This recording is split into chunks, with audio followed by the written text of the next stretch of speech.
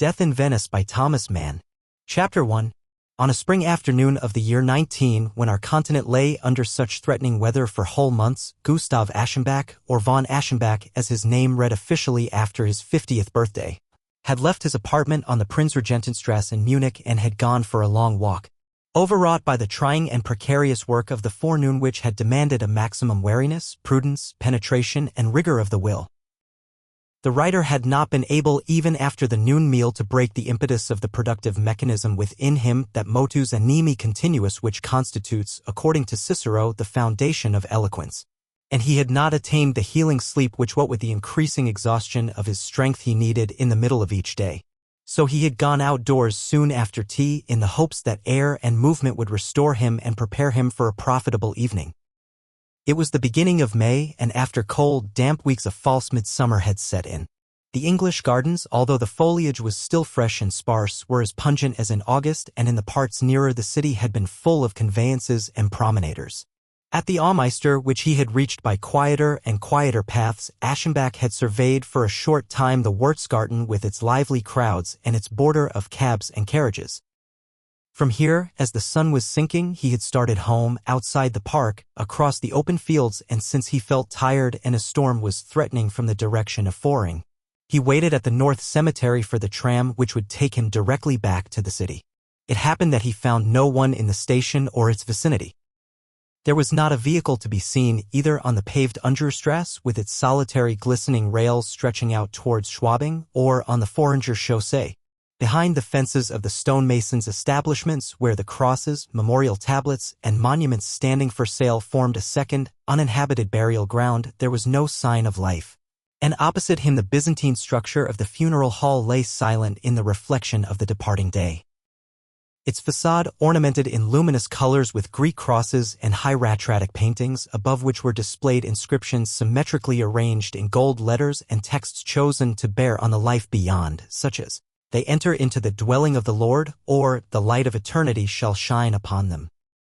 And for some time as he stood waiting, he found a grave diversion in spelling out the formulas and letting his mind's eye lose itself in their transparent mysticism when, returning from his reveries, he noticed in the portico, above the two apocalyptic animals guarding the steps, a man whose somewhat unusual appearance gave his thoughts an entirely new direction.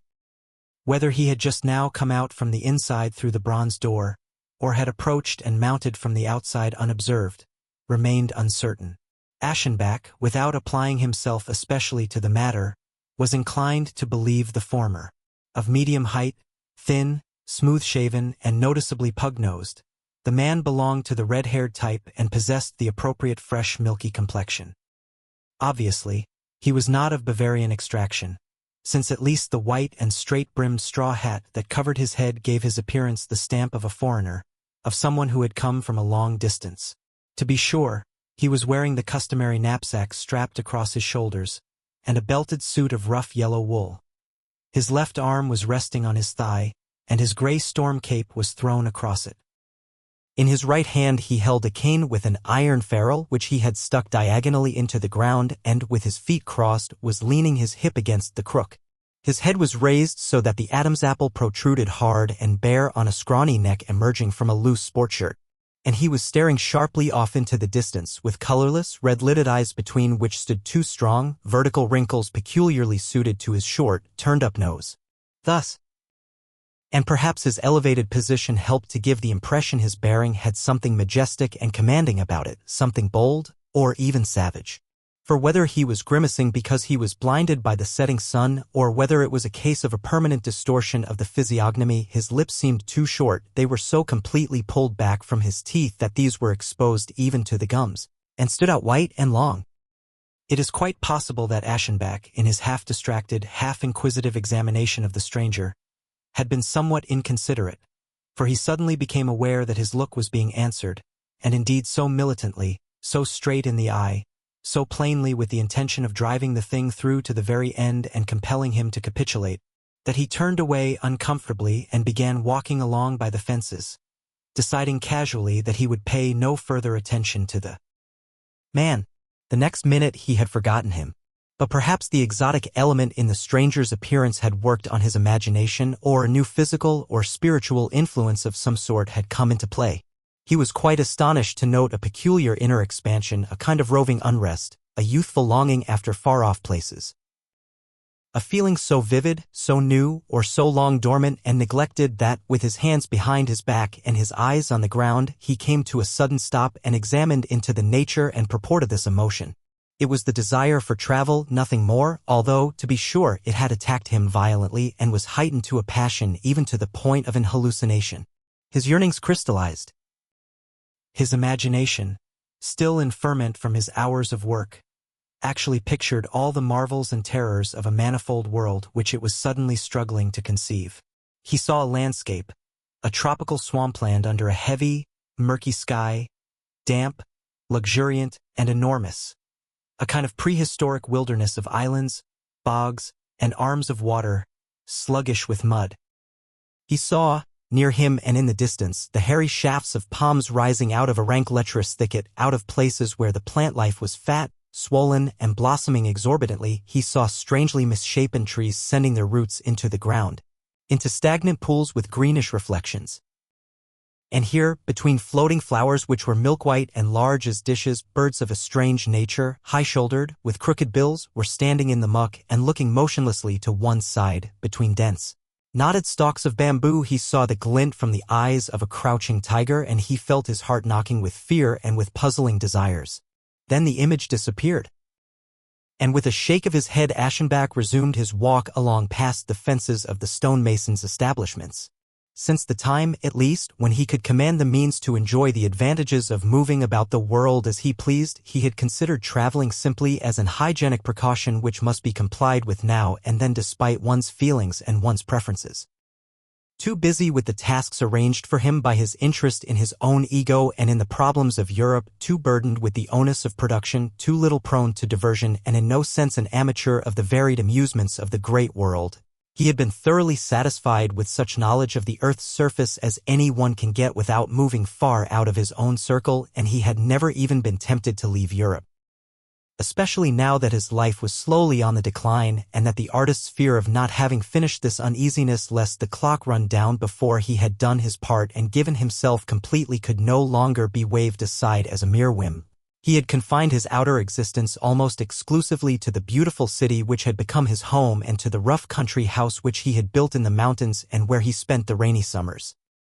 Further, this thing which had laid hold of him so belatedly but with such suddenness was very readily moderated and adjusted by the force of his reason and of a discipline which he had practiced since youth. He had intended carrying his life-work forward to a certain point before removing to the country. And the thought of knocking about the world for months and neglecting his work during this time seemed much too lax and contrary to his plans. It really could not be considered seriously. Yet he knew only too well what the reasons were for this unexpected temptation. It was the urge to escape. He admitted to himself this yearning for the new and the remote, this appetite for freedom, for unburdening, for forgetfulness. It was a pressure away from his work, from the steady drudgery of a coldly passionate service.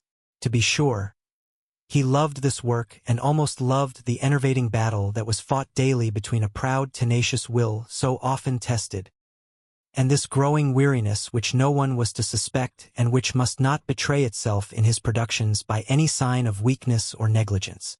But it seemed wise not to draw the bow over tightly, and not to strangle by sheer obstinacy so strongly persistent an appetite.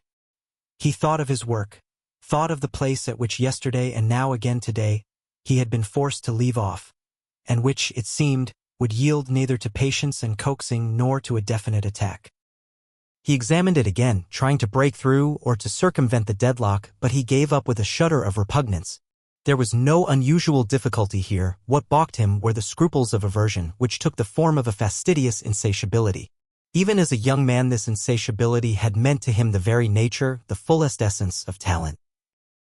And for that reason he had restrained and chilled his emotions, since he was aware that they inclined to content themselves with a happy approximation, a state of semi-completion.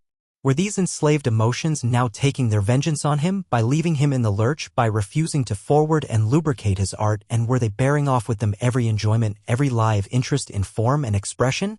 Not that he was producing anything bad.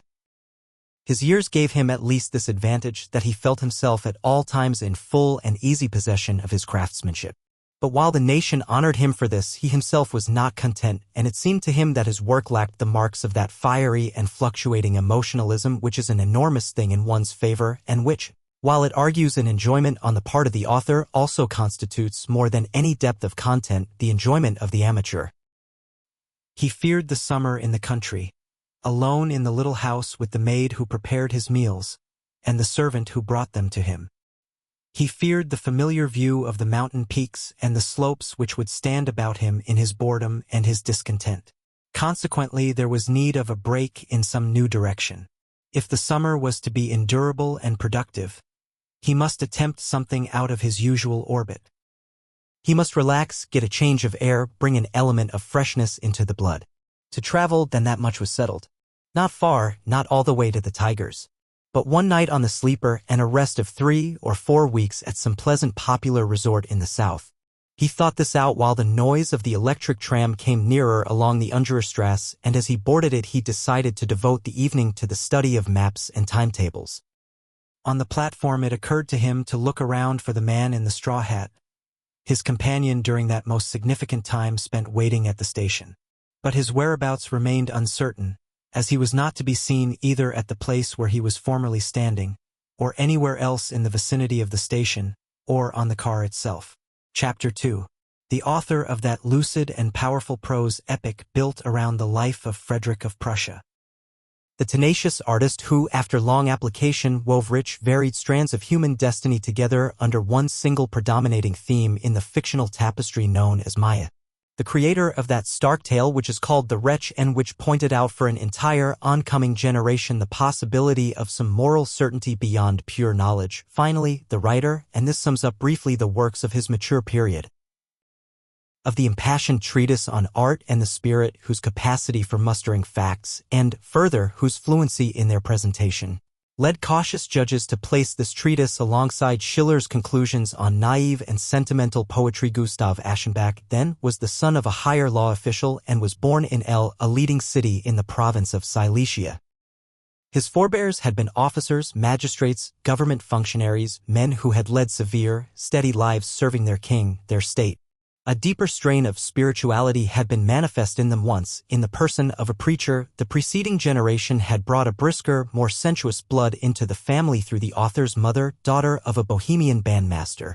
The traces of foreignness in his features came from her.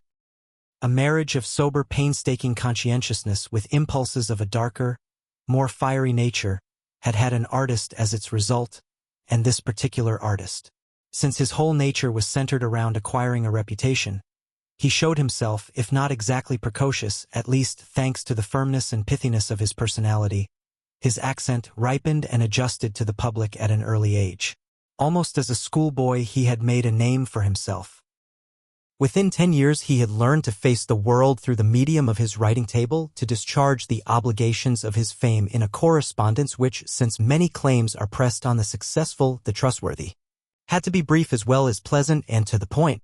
At 40, wearied by the vicissitudes and the exertion of his own work, he had to manage a daily mail which bore the postmarks of countries in all parts of the world. Equally removed from the banal and the eccentric, his talents were so constituted as to gain both the confidence of the general public and the stable admiration and sympathy of the critical. Thus, even as a young man continually devoted to the pursuit of craftsmanship, and that of no ordinary kind, he had never known the careless freedom of youth. When, around 35 years of age, he had been taken ill in Vienna, one sharp observer said of him in company, "You see, Aschenbach has always lived like this," and the speaker contracted the fingers of his left hand into a fist, "Never like this," and he let his open hand droop comfortably from the arm of his chair. That hit the mark. And the heroic, the ethical about it all was that he was not of a strong constitution, and though he was pledged by his nature to these steady efforts, he was not really born to them. Considerations of ill health had kept him from attending school as a boy, and had compelled him to receive instruction at home. He had grown up alone, without comrades, and he was forced to realize soon enough that he belonged to a race which often lacked, not talent, but that physical substructure which talent relies on for its fullest fruition, a race accustomed to giving its best early, and seldom extending its faculties over the years. But his favorite phrase was carrying through. In his novel on Frederick, he saw the pure apotheosis of this command, which struck him as the essential concept of the virtuous in action and passion. Also, he wished earnestly to grow old, since he had always maintained that the only artistry which can be called truly great, comprehensive, yes, even truly admirable, is that which is permitted to bear fruits characteristic of each stage in human development. Since he must carry the responsibilities of his talent on frail shoulders and wanted to go a long way, the primary requirement was discipline, and fortunately discipline was his direct inheritance from his father's side.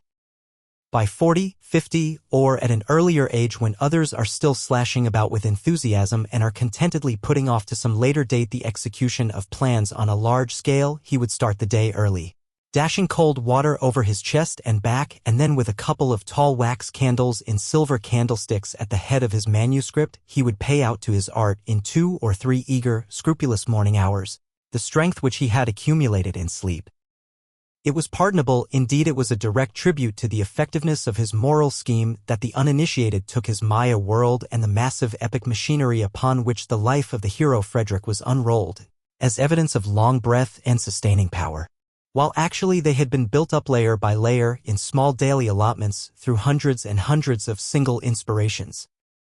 And if they were so excellent in both composition and texture, it was solely because their creator had held out for years under the strain of one single work with a steadiness of will and a tenacity comparable to that which conquered his native province. And because, finally, he had turned over his most vital and valuable hours to the problem of minute revision.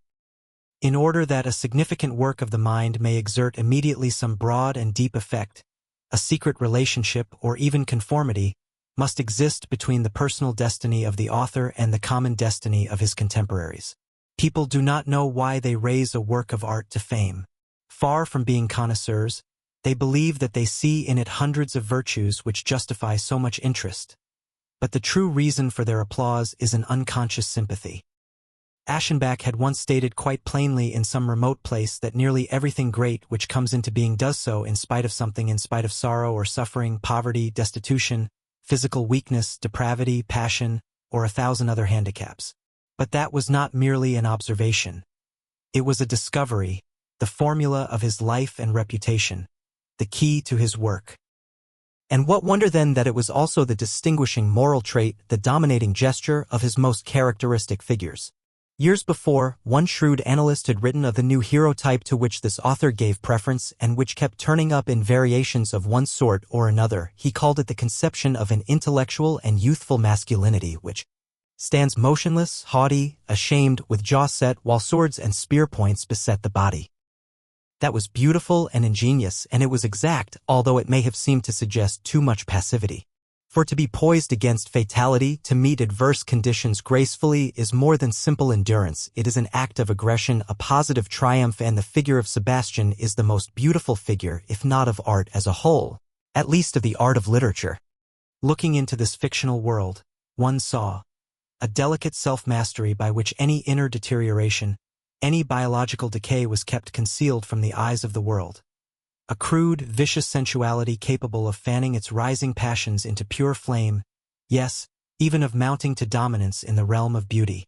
A pallid weakness which draws from the glowing depths of the soul the strength to bow whole arrogant peoples before the foot of the cross, or before the feet of weakness itself. A charming manner maintained in his cold, strict service to form. A false, precarious mode of living, and the keenly enervating melancholy and artifice of the born deceiver. To observe such trials as this was enough to make one question whether there really was any heroism other than weakness. And in any case, what heroism could be more in keeping with the times? Gustav Aschenbach was the one poet among the many workers on the verge of exhaustion. All those overburdened, used up, tenacious moralists of production who, delicately built and destitute of means, can rely for a time at least on willpower and the shrewd husbandry of their resources to secure the effects of greatness. There are many such. They are the heroes of the period, and they all found themselves in his works. Here they were indeed upheld, intensified, applauded. They were grateful to him, they acclaimed him. In his time he had been young and raw, and misled by his age he had blundered in public. He had stumbled, had exposed himself, both in writing and in talk he had offended against caution and tact. But he had acquired the dignity which, as he insisted, is the innate goad and craving of every great talent. In fact, it could be said that his entire development had been a conscious, undeviating progression away from the embarrassments of skepticism and irony and towards dignity. The general masses are satisfied by vigor and tangibility of treatment rather than by any close intellectual processes, but youth, with its passion for the absolute, can be arrested only by the problematical. And Aschenbach had been absolute, problematical, as only a youth could be. He had been a slave to the intellect, had played havoc with knowledge, had ground up his seed crops, had divulged secrets, had discredited talent, had betrayed art. Yes, while his modelings were entertaining the faithful votaries, filling them with enthusiasm, making their lives more keen. This youthful artist was taking the breath away from the generation then in its 20s by his cynicisms on the questionable nature of art and of artistry itself. But it seems that nothing blunts the edge of a noble, robust mind more quickly and more thoroughly than the sharp and bitter corrosion of knowledge. And certainly the moody radicalism of the youth, no matter how conscientious, was shallow in comparison with his firm determination as an older man and a master to deny knowledge, to reject it, to pass it with raised head, in so far as it is capable of crippling, discouraging, or degrading to the slightest degree our will, acts, feelings, or even passions. How else could the famous story of the wretch be understood than as an outburst of repugnance against the disreputable psychologism of the times, embodied in the figure of that soft and stupid half-clown who pilfers a destiny for himself by guiding his wife from powerlessness, from lasciviousness, from ethical frailty, into the arms of an adolescent, and believes that he may through profundity commit vileness. The verbal pressure with which he here cast out the outcast announced the return from every moral skepticism, from all fellow feeling with the engulfed. It was the countermove to the laxity of the sympathetic principle that to understand all is to forgive all, and the thing that was here well begun, even nearly completed, was that miracle of reborn ingenuousness, which was taken up a little later in one of the author's dialogues expressly and not without a certain discreet emphasis. Strange coincidences. Was it as a result of this rebirth, this new dignity and sternness, that his feeling for beauty, discriminating purity, simplicity, and evenness of attack which henceforth gave his productions such an obvious, even such a deliberate stamp of mastery and classicism, showed an almost excessive strengthening about this time, but ethical resoluteness in the exclusion of science, of emancipatory and restrictive knowledge? Does this not in turn signify a simplification, a reduction morally of the world to too limited terms, and thus also a strengthened capacity for the forbidden, the evil, the morally impossible? And does not form have two aspects? Is it not moral and unmoral at once? Moral in that it is the result and expression of discipline, but unmoral and even immoral in that by nature it contains an indifference to morality, is calculated, in fact, to make morality bend beneath its proud and unencumbered scepter. Be that as it may, an evolution is a destiny, and why should his evolution, which had been upheld by the general confidence of a vast public, not run through a different course from one accomplished outside the luster and the entanglements of fame? Only chronic vagabondage will find it tedious and be inclined to scoff when a great talent outgrows the libertine chrysalis stage, learns to seize upon and express the dignity of the mind, and superimposes a formal etiquette upon a solitude which had been filled with unchastened and rigidly isolated sufferings and struggles, and had brought all this to a point of power and honor among men. Further, how much sport, defiance, indulgence there is in the self-formation of a talent. Gradually something official, didactic crept into Gustav Aschenbach's productions. His style in later life fought shy of any abruptness and boldness, any subtle and unexpected contrasts. He inclined towards the fixed and standardized, the conventionally elegant, the conservative, the formal, the formulated, nearly. And, as is traditionally said of Louis XIV, with the advancing years he came to omit every common word from his vocabulary. At about this time it happened that the educational authorities included selected pages by him in their prescribed school readers. This was deeply sympathetic to his nature, and he did not decline when a German prince who had just mounted to the throne raised the author of the Frederick to nobility on the occasion of his 50th birthday.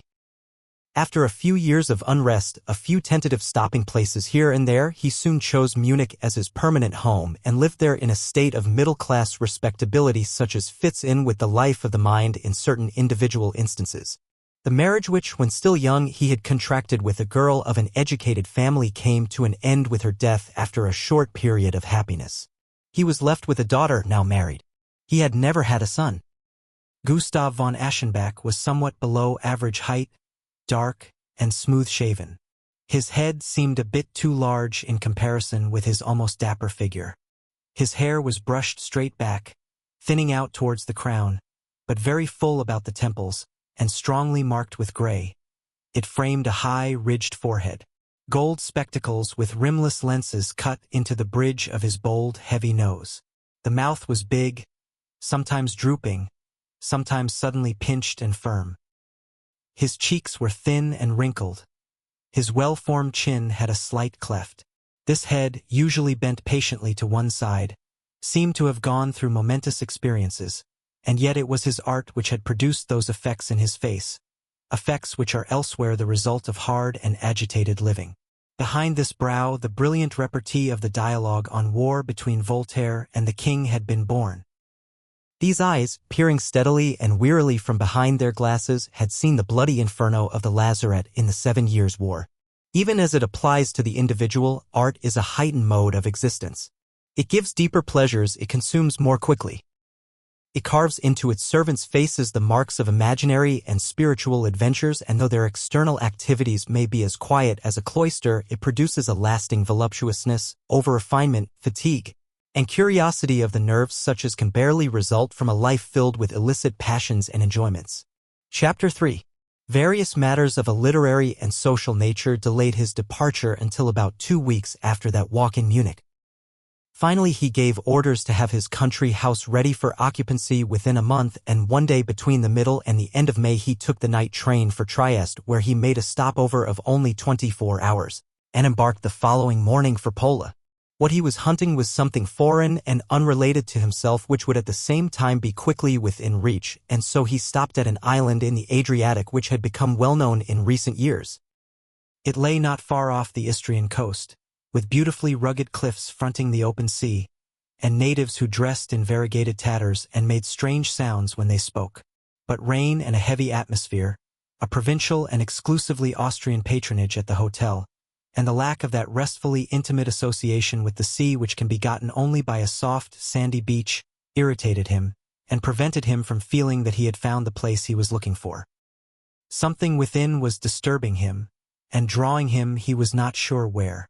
He studied sailing dates, he looked about him questioningly, and of a sudden, as a thing both astounding and self-evident, his goal was before him. If you wanted to reach overnight the unique, the fabulously different, where did you go? But that was plain. What was he doing here? He had lost the trail. He had wanted to go there. He did not delay in giving notice of his mistake in stopping here.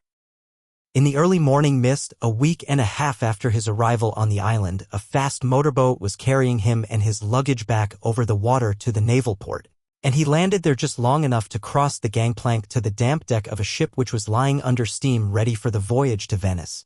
It was an old hulk flying the Italian flag, decrepit, sooty, and mournful.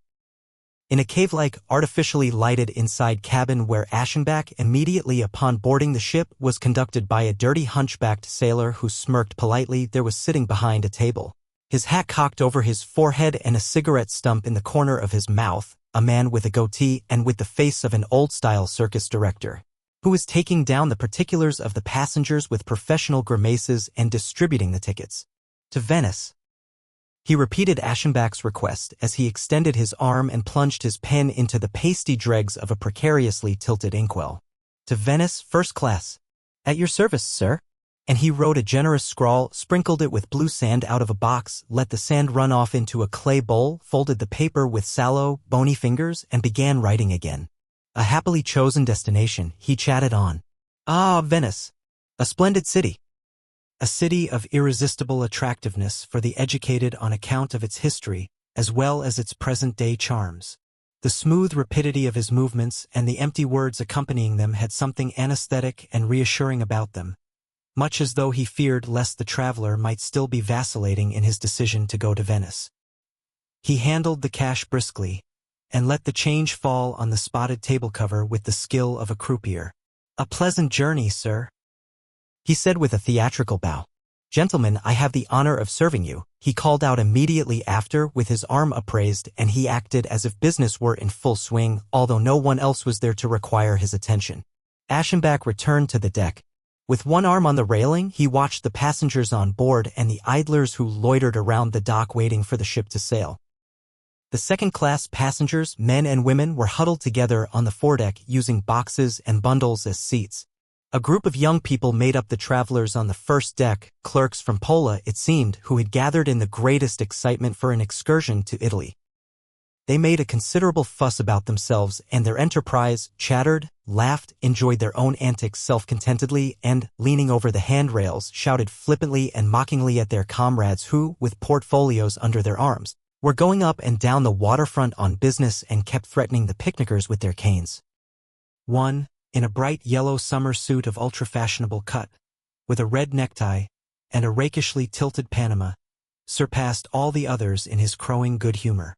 But as soon as Aschenbach looked at him a bit more carefully, he discovered with a kind of horror that the youth was a cheat. He was old, that was unquestionable. There were wrinkles around his eyes and mouth. The faint crimson of the cheeks was paint.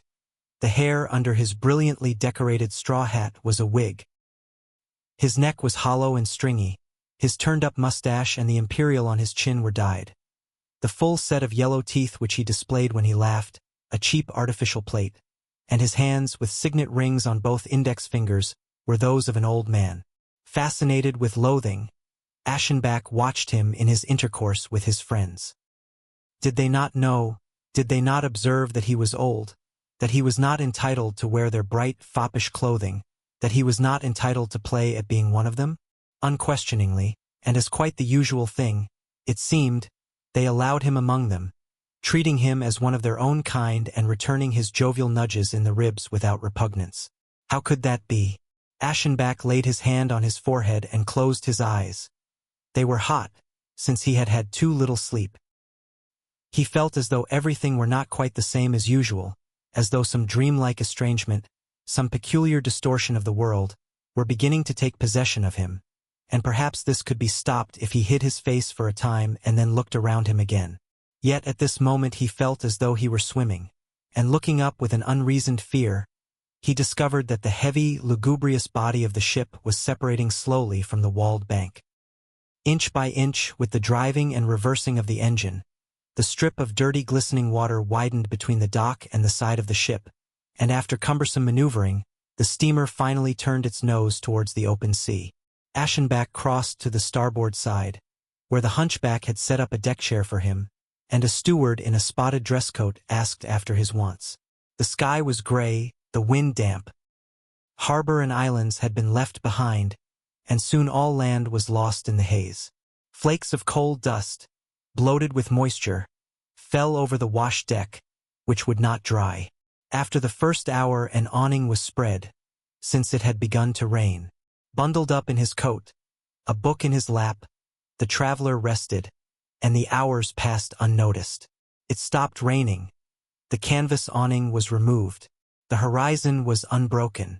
The sea, empty, like an enormous disk, lay stretched under the curve of the sky. But in empty, inarticulate space our senses lose also the dimensions of time and we slip into the incommensurate. As he rested, strange shadowy figures, the old dandy, the goatee from the inside cabin, passed through his mind with vague gestures, muddled dream words, and he was asleep. About noon he was called to a meal down in the corridor-like dining hall into which the doors opened from the sleeping cabins. He ate near the head of a long table, at the other end of which the clerks, including the old man, had been drinking with the boisterous captain since 10 o'clock. The food was poor and he finished rapidly. He felt driven outside to look at the sky, to see if it showed signs of being brighter above Venice. He had kept thinking that this had to occur, since the city had always received him in full blaze. But sky and sea remained dreary and leaden, at times a misty rain fell, and here he was reaching by water a different Venice than he had ever found when approaching on land. He stood by the forestays, looking in the distance, waiting for land. He thought of the heavy-hearted, enthusiastic poet for whom the domes and bell towers of his dreams had once risen out of these waters. He relived in silence some of that reverence, happiness, and sorrow which had been turned then into cautious song. And easily susceptible to sensations already molded, he asked himself wearily and earnestly whether some new enchantment and distraction, some belated adventure of the emotions, might still be held in store for this idle traveler. Then the flat coast emerged on the right, the sea was alive with fishing smacks, the bather's island appeared, it dropped behind to the left, the steamer slowly entered the narrow port which is named after it. And on the lagoon, facing gay ramshackle houses, it stopped completely since it had to wait for the bark of the health department. An hour passed before it appeared. He had arrived, and yet he had not. No one was in any hurry, no one was driven by impatience. The young men from Pola, patriotically attracted by the military bugle calls which rang over the water from the vicinity of the public gardens, had come on deck, and warmed by their asti, they burst out with cheers for the drilling Bersagliere. But it was repulsive to see what a state the primped-up old man had been brought to by his comradeship with youth. His old head was not able to resist its wine like the young and robust. He was painfully drunk. With glazed eyes, a cigarette between his trembling fingers, he stood in one place, swaying backwards and forwards from giddiness, and balancing himself laboriously. Since he would have fallen at the first step, he did not trust himself from the spot. Yet he showed a deplorable insolence, buttonholed everyone who came near him, stammered, winked, and tittered, lifted his wrinkled, ornamented index finger in a stupid attempt at bantering, while he licked the corners of his mouth with his tongue in the most abominably suggestive manner. Aschenbach observed him darkly, and a feeling of numbness came over him again, as though the world were displaying a faint but irresistible tendency to distort itself into the peculiar and the grotesque. A feeling which circumstances prevented him from surrendering himself to completely, for just then the pounding activity of the engines commenced again, and the ship, resuming a voyage which had been interrupted so near its completion, passed through the San Marco Canal. So he saw it again, the most remarkable of landing places, that blinding composition of fantastic buildings which the Republic lays out before the eyes of approaching seafarers. The soft splendor of the palace, the bridge of sighs, on the bank the columns with lion and saint, the advancing, showy flank of the enchanted temple, the glimpse through to the archway, and the huge giant clock. And as he looked on, he thought that to reach Venice by land, on the railroad, was like entering a palace from the rear, and that the most unreal of cities should not be approached except as he was now doing, by ship, over the high seas.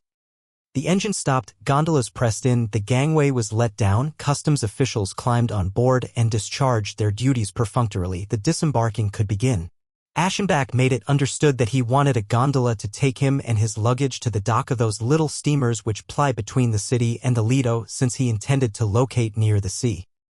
His plans were complied with, his wants were shouted down to the water where the gondoliers were wrangling with one another in dialect. He was still hindered from descending. He was hindered by his trunk, which was being pulled and dragged with difficulty down the ladder-like steps, so that for some minutes he was not able to avoid the importunities of the atrocious old man, whose drunkenness gave him a sinister desire to do the foreigner parting honors. "We wish you a very agreeable visit," he bleated as he made an awkward bow. "We leave with pleasant recollections. Au revoir, excuses, and bonjour, Your Excellency." His mouth watered, he pressed his eyes shut. He licked the corners of his mouth, and the dyed imperial turned up about his senile lips. "Our compliments," he mumbled, with two fingertips on his mouth. "Our compliments to our sweetheart, the dearest, prettiest sweetheart." And suddenly his false upper teeth fell down on his lower lip. Aschenbach was able to escape. "To our sweetheart, our handsome sweetheart," he heard the cooing, hollow, stuttering voice behind him. While supporting himself against the handrail, he went down the gangway. Who would not have to suppress a fleeting shudder, a vague timidity and uneasiness, if it were a matter of boarding a Venetian gondola for the first time or after several years? The strange craft, an entirely unaltered survival from the times of balladry, with that peculiar blackness which is found elsewhere only in coffins, it suggests silent, criminal adventures in the rippling night. It suggests even more strongly death itself, the bier and the mournful funeral, and the last silent journey. And has it been observed that the seat of such a bark, this armchair of coffin-black veneer and dull black upholstery, is the softest, most luxuriant, most lulling seat in the world? Aschenbach noted this when he had relaxed at the feet of the gondolier, opposite his luggage, which lay neatly assembled on the prow. The rowers were still wrangling, harshly, incomprehensibly, with threatening gestures. But the strange silence of this canal city seemed to soften their voices, to disembody them, and dissipate them over the water. It was warm here in the harbor, touched faintly by the warm breeze of the sirocco. Leaning back against the limber portions of the cushions, the traveler closed his eyes in the enjoyment of a lassitude which was as unusual with him as it was sweet. The trip would be short, he thought. If only it went on forever. He felt himself glide with a gentle motion away from the crowd and the confusion of voices. It became quieter and quieter around him.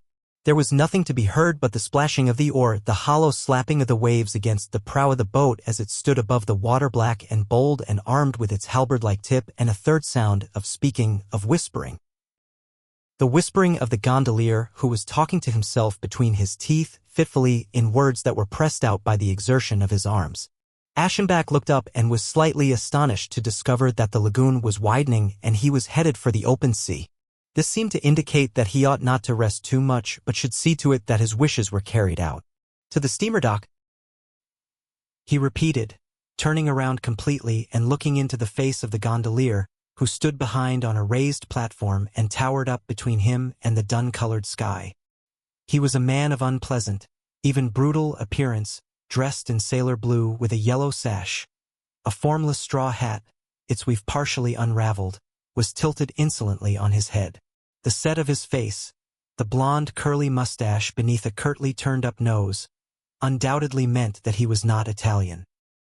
Although of somewhat frail build, so that one would not have thought him especially well suited to his trade, he handled the oar with great energy, throwing his entire body into each stroke. Occasionally he drew back his lips from the exertion and disclosed his white teeth. Wrinkling his reddish brows, he gazed on past his passenger as he answered deliberately, almost gruffly, "You are going to the Lido." Aschenbach replied, "Of course. But I have just taken the gondola to get me across to San Marco. I want to use the Vaporetto." "You cannot use the Vaporetto, sir." "And why not?" "Because the Vaporetto will not haul luggage." That was so. Aschenbach remembered. He was silent, but the fellow's harsh, presumptuous manner, so unusual towards a foreigner here, seemed unbearable. He said, "That is my affair. Perhaps I want to put my things in storage. You will turn back." There was silence. The oar splashed, the water thudded against the bow, and the talking and whispering began again. The gondolier was talking to himself between his teeth. What was to be done? This man was strangely insolent, and had an uncanny decisiveness. The traveler, alone with him on the water, saw no way of getting what he wanted. And besides, how softly he could rest. If only he did not become excited. Hadn't he wanted the trip to go on and on forever? It was wisest to let things take their course, and the main thing was that he was comfortable. The poison of inertia seemed to be issuing from the seat, from this low, black-upholstered armchair, so gently cradled by the oar strokes of the imperious gondolier behind him. The notion that he had fallen into the hands of a criminal passed dreamily across Aschenbach's mind without the ability to summon his thoughts to an active defense. The possibility that it was all simply a plan for cheating him seemed more abhorrent. A feeling of duty or pride, a kind of recollection that one should prevent such things, gave him the strength to arouse himself once more. He asked, "What are you asking for the trip?" Looking down upon him, the gondolier answered, "You will pay." It was plain how this should be answered. Aschenbach said mechanically, "I shall pay nothing, absolutely nothing, if you don't take me where I want to go." "You want to go to the Lido, but not with you. I am rowing you well." "That is so," Aschenbach thought and relaxed. "That is so, you are rowing me well. Even if you do have designs on my cash and send me down to Pluto with a blow of your oar from behind, you will have rowed me well." But nothing like that happened. They were even joined by others. A boatload of musical brigands, men and women who sang to guitar and mandolin, riding persistently side by side with the gondola and filling the silence over the water with their covetous foreign poetry. A hat was held out and Aschenbach threw in money.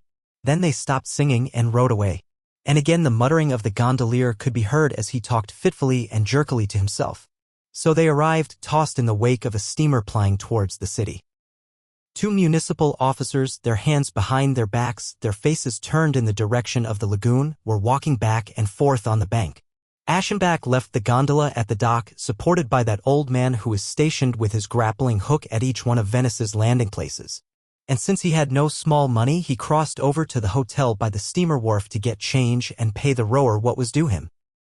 He got what he wanted in the lobby. He returned and found his traveling bags in a cart on the dock, and gondola and gondolier had vanished. He got out in a hurry, said the old man with the grappling hook. A bad man, a man without a license, sir. He is the only gondolier who doesn't have a license. The others telephoned here. Aschenbach shrugged his shoulders. The gentleman rode for nothing, the old man said, and held out his hat. Aschenbach tossed in a coin. He gave instructions to have his luggage taken to the beach hotel and followed the cart through the avenue, the white-blossomed avenue which, lined on both sides with taverns, shops, and boarding houses, runs across the island to the shore. He entered the spacious hotel from the rear, by the terraced garden, and passed through the vestibule and the lobby until he reached the desk. Since he had been announced, he was received with obliging promptness. A manager, a small, frail, flatteringly polite man with a black mustache and a French-style frock coat, accompanied him to the third floor in the lift, and showed him his room, an agreeable place furnished in cherry wood. It was decorated with strong-smelling flowers, and its high windows afforded a view out across the open sea. He stepped up to one of them after the employee had left. And while his luggage was being brought up and placed in the room behind him, he looked down on the beach. It was comparatively deserted in the afternoon. And on the sunless ocean which was at flood tide and was sending long low waves against the bank in a calm regular rhythm. The experiences of a man who lives alone and in silence are both vaguer and more penetrating than those of people in society. His thoughts are heavier, more odd, and touched always with melancholy. Images and observations which could easily be disposed of by a glance, a smile, an exchange of opinion will occupy him unbearably, sink deep into the silence, become full of meaning, become life, adventure, emotion. Loneliness ripens the eccentric, the daringly and estrangingly beautiful, the poetic. But loneliness also ripens the perverse, the disproportionate, the absurd, and the illicit. So, the things he had met with on the trip, the ugly old fop with his twaddle about sweethearts, the law-breaking gondolier who was cheated of his pay, still left the traveler uneasy. Without really providing any resistance to the mind, without offering any solid stuff to think over, they were nevertheless profoundly strange, as it seemed to him, and disturbing precisely because of this contradiction. In the meanwhile, he greeted the sea with his eyes and felt pleasure at the knowledge that Venice was so conveniently near. Finally he turned away, bathed his face, left orders to the chambermaid for a few things he still needed done to make his comfort complete, and let himself be taken to the ground floor by the green-uniformed Swiss who operated the lift. He took his tea on the terrace facing the ocean, then descended and followed the boardwalk for quite a way in the direction of the Hotel Excelsior. When he returned it seemed time to dress for dinner. He did this with his usual care and slowness, since he was accustomed to working over his toilette. And yet he came down a little early to the lobby where he found a great many of the hotel guests assembled, mixing distantly and with a show of mutual indifference to one another, but all waiting for mealtime. He took a paper from the table, dropped into a leather chair, and observed the company. They differed agreeably from the guests where he had first stopped. A wide and tolerantly inclusive horizon was spread out before him. Sounds of all the principal languages formed a subdued murmur. The accepted evening dress, a uniform of good manners, brought all human varieties into a fitting unity. There were Americans with their long wry features, large Russian families, English ladies, German children with French nurses. The Slavic element seemed to predominate. Polish was being spoken nearby. It was a group of children gathered around a little wicker table, under the protection of a teacher or governess. 3 young girls, apparently 15 to 17, and a long-haired boy about 14 years old. With astonishment, Aschenbach noted that the boy was absolutely beautiful. His face, pale and reserved, framed with honey-colored hair, the straight sloping nose, the lovely mouth, the expression of sweet and godlike seriousness, recalled Greek sculpture of the noblest period. And the complete purity of the forms was accompanied by such a rare personal charm that, as he watched, he felt that he had never met with anything equally felicitous in nature or the plastic arts. He was further struck by the obviously intentional contrast with the principles of upbringing which showed in the sisters' attire and bearing. The 3 girls, the eldest of whom could be considered grown up, were dressed with a chasteness and severity bordering on disfigurement. Uniformly cloister-like costumes of medium length, slate-colored, sober, and deliberately unbecoming in cut, with white turned-down collars as the only relief, suppressed every possible appeal of shapeliness. Their hair, brushed down flat and tight against the head, gave their faces a nun-like emptiness and lack of character. Surely this was a mother's influence, and it had not even occurred to her to apply the pedagogical strictness to the boy which she seemed to find necessary for her girls. It was clear that in his existence the first factors were gentleness and tenderness. The shears had been resolutely kept from his beautiful hair, like a Prince Charming's. It fell in curls over his forehead, his ears, and still deeper across his neck. The English sailor suit, with its braids, stitchings, and embroideries, its puffy sleeves narrowing at the ends and fitting snugly about the fine wrists of his still childish but slender hands, gave the delicate figure something rich and luxurious.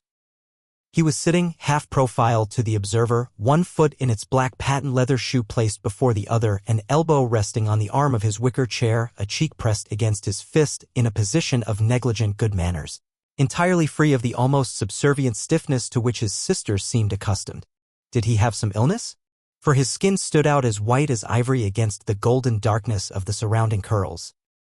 Or was he simply a pampered favorite child made this way by a doting and moody love? Aschenbach inclined to believe the latter. Almost every artist is born with a rich and treacherous tendency to recognize injustices which have created beauty and to meet aristocratic distinction with sympathy and reverence. A waiter passed through and announced in English that the meal was ready. Gradually the guests disappeared through the glass door into the dining hall. Stragglers crossed, coming from the entrance or the lifts.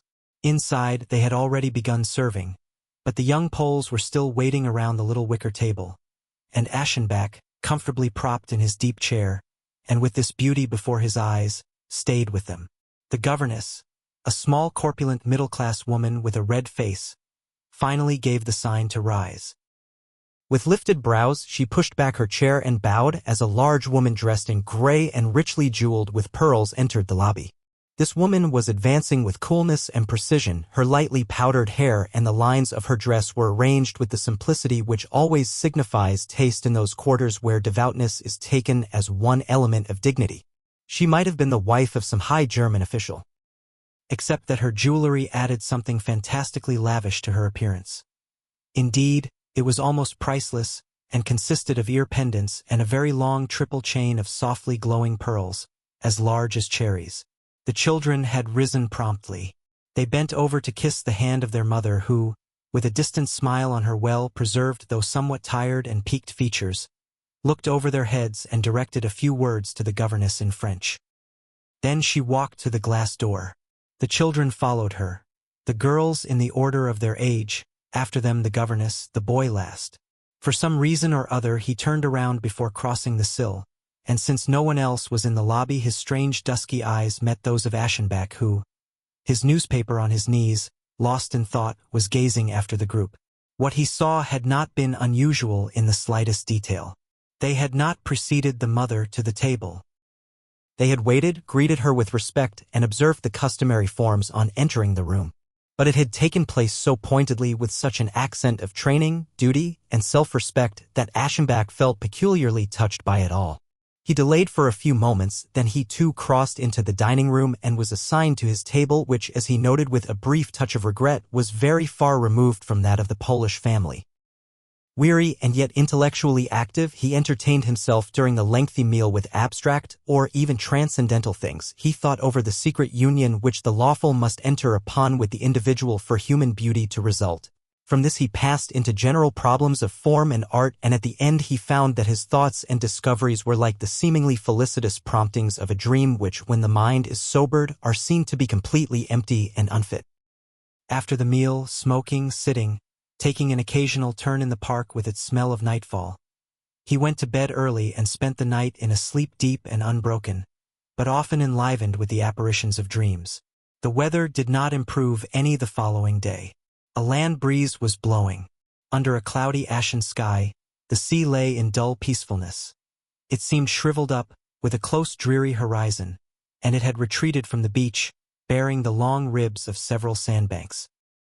As Aschenbach opened his window, he thought that he could detect the foul smell of the lagoon. He felt depressed. He thought already of leaving. Once, years ago, after several weeks of spring here, this same weather had afflicted him and impaired his health so seriously that he had to abandon Venice like a fugitive. Was not this old feverish unrest again setting in, the pressure in the temples, the heaviness of the eyelids? It would be annoying to change his residence still another time. But if the wind did not turn, he could not stay here. To be safe, he did not unpack completely. He breakfasted at 9 in the buffet room provided for this purpose between the lobby and the dining room. That formal silence reigned here which is the ambition of large hotels. The waiters who were serving walked about on soft stalls.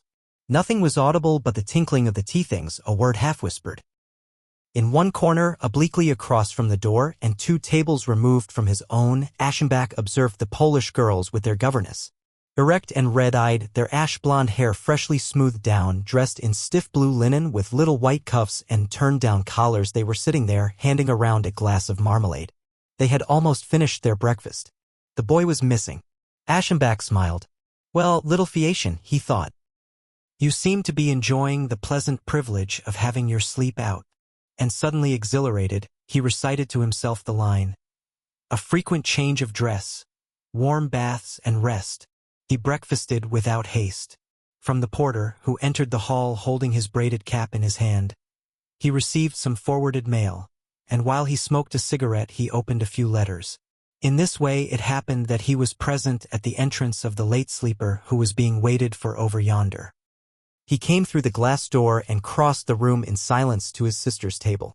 His approach, the way he held the upper part of his body and bent his knees, the movement of his white-shod feet had an extraordinary charm. He walked very lightly, at once timid and proud, and this became still more lovely through the childish embarrassment with which, twice as he proceeded, he turned his face towards the center of the room, raising and lowering his eyes. Smiling, with something half-muttered in his soft, vague tongue, he took his place. And now, as he turned his full profile to the observer, Aschenbach was again astonished, terrified even, by the really godlike beauty of this human child. Today the boy was wearing a light blouse of blue and white striped cotton goods, with a red silk tie in front, and closed at the neck by a plain white high collar. This collar lacked the distinctiveness of the blouse, but above it the flowering head was poised with an incomparable seductiveness, the head of an Eros, in blended yellows of Parian marble, with fine serious brows, the temples and ears covered softly by the abrupt encroachment of his curls. Good, good, Aschenbach thought, with that deliberate expert appraisal which artists sometimes employ as a subterfuge when they have been carried away with delight before a masterwork. And he thought further, really, if the sea and the beach weren't waiting for me, I should stay here as long as you stayed. But he went then, passed through the lobby under the inspection of the servants, down the wide terrace, and straight across the boardwalk to the section of the beach reserved for the hotel guests. The barefoot old man in dungarees and straw hat who was functioning here as bathing master assigned him to the bathhouse he had rented. A table and a seat were placed on the sandy board platform, and he made himself comfortable in the lounge chair which he had drawn closer to the sea, out into the waxen yellow sand. More than ever before he was entertained and amused by the sights on the beach, this spectacle of carefree, civilized people getting sensuous enjoyment at the very edge of the elements. The gray flat sea was already alive with waiting children, swimmers, a motley of figures lying on the sandbanks with arms bent behind their heads. Others were rowing about in little red and blue striped boats without keels. They were continually upsetting, amid laughter, before the long stretches of bathing houses, where people were sitting on the platforms as though on small verandas. There was a play of movement against the line of rest and inertness behind. Visits and chatter, fastidious morning elegance alongside the nakedness which, boldly at ease, was enjoying the freedom which the place afforded. Further in front, on the damp firm sand, people were parading about in white bathing cloaks, in ample, brilliantly colored wrappers. An elaborate sand pile to the right, erected by children, had flags in the colors of all nations planted around it. Vendors of shells, cakes, and fruit spread out their wares, kneeling. To the left, before one of the bathing houses which stood at right angles to the others and to the sea, a Russian family was encamped, men with beards and large teeth, slow delicate women. A Baltic girl sitting by an easel and painting the sea amidst exclamations of despair, two ugly good-natured children, an old maidservant who wore a kerchief on her head and had the alert scraping manners of a slave. Delighted and appreciative, they were living there, patiently calling the names of the two rowdy disobedient children, using their scanty Italian to joke with the humorous old man from whom they were buying candy, kissing one another on the cheek, and not in the least concerned with anyone who might be observing their community. Yes, I shall stay, Aschenbach thought. Where would things be better?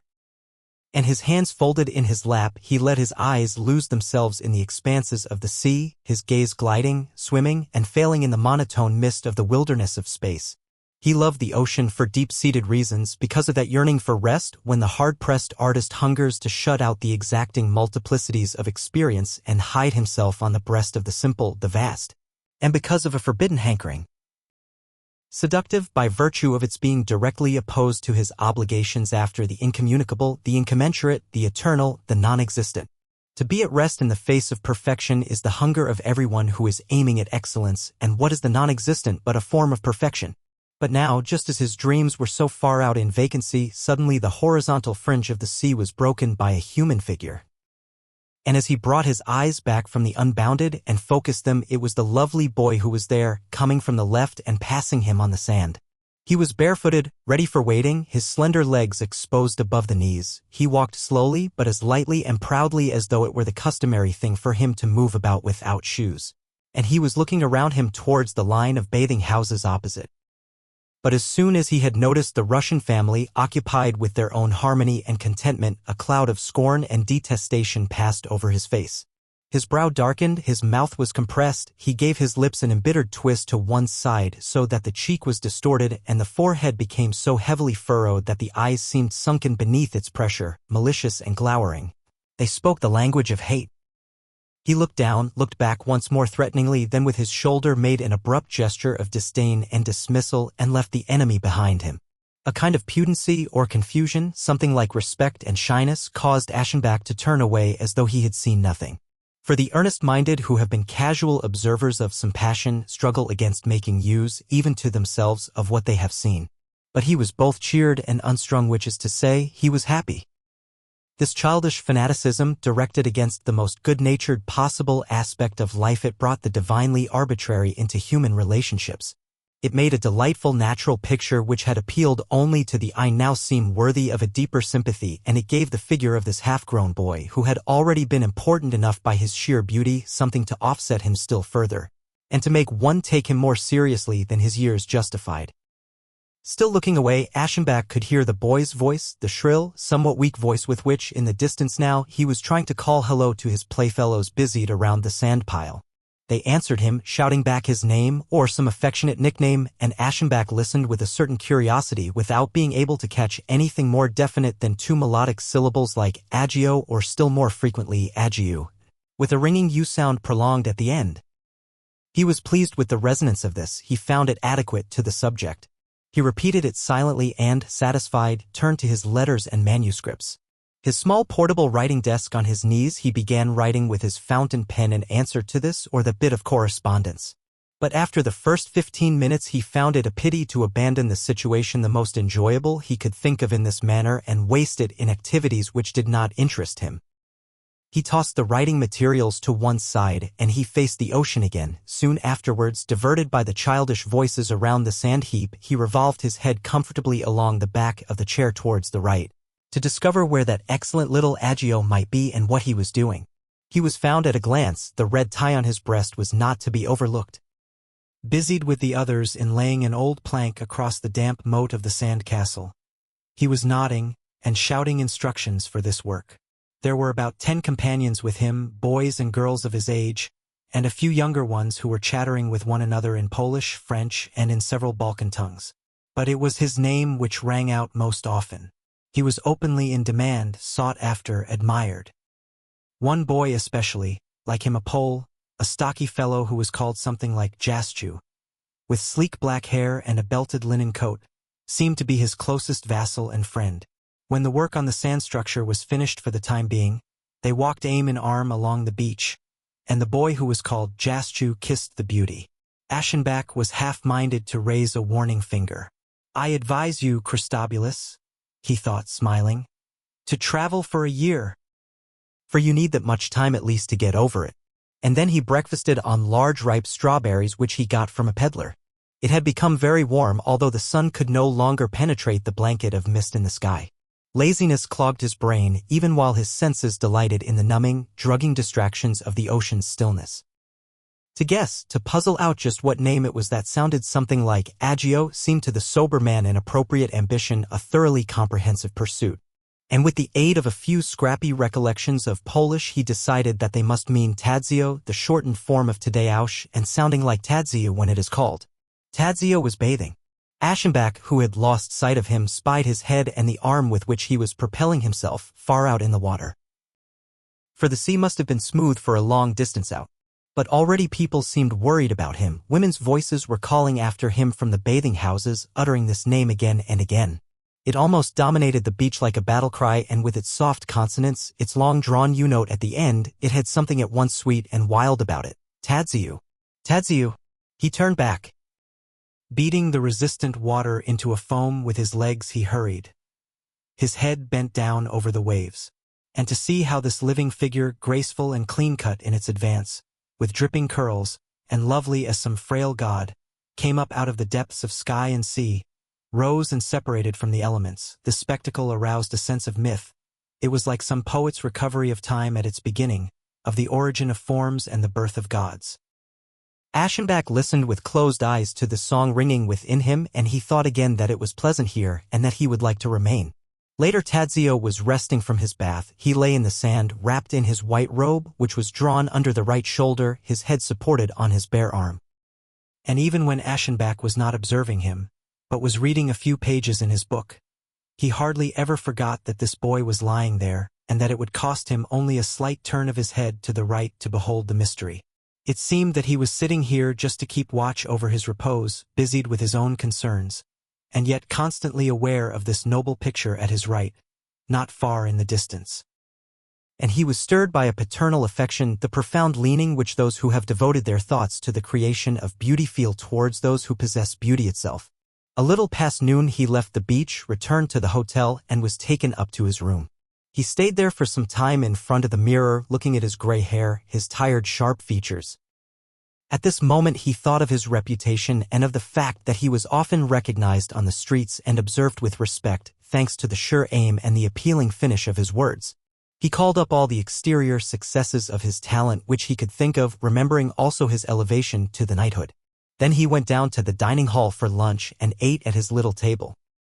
As he was riding up in the lift after the meal was ended, a group of young people just coming from breakfast pressed into the swaying cage after him, and Tadzio entered too. He stood quite near to Aschenbach, for the first time so near that Aschenbach could see him, not with the aloofness of a picture, but in minute detail, in all his human particularities. The boy was addressed by someone or other, and as he was answering with an indescribably agreeable smile, he stepped out again, on the second floor, walking backwards and with his eyes lowered. Beauty makes modest, Aschenbach thought, and he tried insistently to explain why this was so. But he had noticed that Tadzio's teeth were not all they should be. They were somewhat jagged and pale. The enamel did not look healthy. It had a peculiar brittleness and transparency, as is often the case with anemics. He is very frail, he is sickly, Aschenbach thought. In all probability he will not grow old. And he refused to reckon with the feeling of gratification or reassurance which accompanied this notion. He spent 2 hours in his room, and in the afternoon he rode in the Vaporetto across the foul-smelling lagoon to Venice. He got off at San Marco, took tea on the piazza, and then, in accord with his schedule for the day, he went for a walk through the streets. Yet it was this walk which produced a complete reversal in his attitudes and his plans. An offensive sultriness lay over the streets. The air was so heavy that the smells pouring out of homes, stores, and eating houses became mixed with oil, vapors, clouds of perfume, and still other odors, and these would not blow away, but hung in layers. Cigarette smoke remained suspended, disappearing very slowly. The crush of people along the narrow streets irritated rather than entertained the walker. The farther he went, the more he was depressed by the repulsive condition resulting from the combination of sea air and sirocco, which was at the same time both stimulating and enervating. He broke into an uncomfortable sweat. His eyes failed him, his chest became tight, he had a fever, the blood was pounding in his head. He fled from the crowded business streets across a bridge into the walks of the poor. On a quiet square, one of those forgotten and enchanting places which lie in the interior of Venice, he rested at the brink of a well, dried his forehead, and realized that he would have to leave here. For the second and last time, it had been demonstrated that this city in this kind of weather was decidedly unhealthy for him. It seemed foolish to attempt a stubborn resistance, while the prospects for a change of wind were completely uncertain. A quick decision was called for. It was not possible to go home this soon. Neither summer nor winter quarters were prepared to receive him. But this was not the only place where there were sea and beach, and elsewhere these could be found without the lagoon and its malarial mists. He remembered a little watering place not far from Trieste which had been praised to him. Why not there? And without delay, so that this new change of location would still have time to do him some good. He pronounced this as good as settled and stood up. At the next gondola station he took a boat back to San Marco, and was led through the dreary labyrinth of canals, under fancy marble balconies flanked with lions, around the corners of smooth walls, past the sorrowing facades of palaces which mirrored large dilapidated business signs in the pulsing water. He had trouble arriving there, for the gondolier, who was in league with lace-makers and glass-blowers, was always trying to land him for inspections and purchases, and just as the bizarre trip through Venice would begin to cast its spell, the greedy business sense of the sunken queen did all it could to destroy the illusion. When he had returned to the hotel, he announced at the office before dinner that unforeseen developments necessitated his departure the following morning. He was assured of their regrets. He settled his accounts. He dined and spent the warm evening reading the newspapers in a rocking chair on the rear terrace. Before going to bed, he got his luggage all ready for departure. He did not sleep so well as he might, since the impending breakup made him restless. When he opened the window in the morning, the sky was as overcast as ever, but the air seemed fresher, and he was already beginning to repent. Hadn't his decision been somewhat hasty and uncalled for, the result of a passing diffidence and indisposition? If he had delayed a little, if, instead of surrendering so easily, he had made some attempt to adjust himself to the air of Venice or to wait for an improvement in the weather, he would not be so rushed and inconvenienced, but could anticipate another forenoon on the beach like yesterday's. Too late. Now he would have to go on wanting what he had wanted yesterday. He dressed and at about 8 o'clock rode down to the ground floor for breakfast. As he entered, the buffet room was still empty of guests. A few came in while he sat waiting for his order. With his tea cup to his lips, he saw the Polish girls and their governess appear. Rigid, with morning freshness, their eyes still red, they walked across to their table in the corner by the window. Immediately afterwards, the porter approached him, cap in hand, and warned him that it was time to go. The automobile is ready to take him and the other passengers to the Hotel Excelsior, and from here the motorboat will bring the ladies and gentlemen to the station through the company's private canal. Time is pressing. Aschenbach found that it was doing nothing of the sort. It was still over an hour before his train left. He was irritated by this hotel custom of hustling departing guests out of the house and indicated to the porter that he wished to finish his breakfast in peace. The man retired hesitatingly, to appear again 5 minutes later. It is impossible for the car to wait any longer. Then he would take a cab and carry his trunk with him, Aschenbach replied in anger. He would use the public steamboat at the proper time, and he requested that it be left to him personally to worry about his departure. The employee bowed himself away. Pleased with the way he had warded off these importunate warnings, Aschenbach finished his meal at leisure. In fact, he even let the waiter bring him a newspaper. The time had become quite short when he finally arose. It was fitting that at the same moment Tadzio should come through the glass door. On the way to his table he walked in the opposite direction to Aschenbach, lowering his eyes modestly before the man with the gray hair and high forehead, only to raise them again, in his delicious manner, soft and full upon him, and he had passed. "Goodbye, Tadzio?" Aschenbach thought. "I did not see much of you." He did what was unusual with him, really formed the words on his lips and spoke them to himself. Then he added, "God bless you." After this he left, distributed tips, was ushered out by the small gentle manager in the French fur coat, and made off from the hotel on foot as he had come, going along the white blossoming avenue which crossed the island to the steamer bridge, accompanied by the house servant carrying his hand luggage. He arrived, took his place. and then followed a painful journey through all the depths of regret. It was the familiar trip across the lagoon, past San Marco, up the Grand Canal.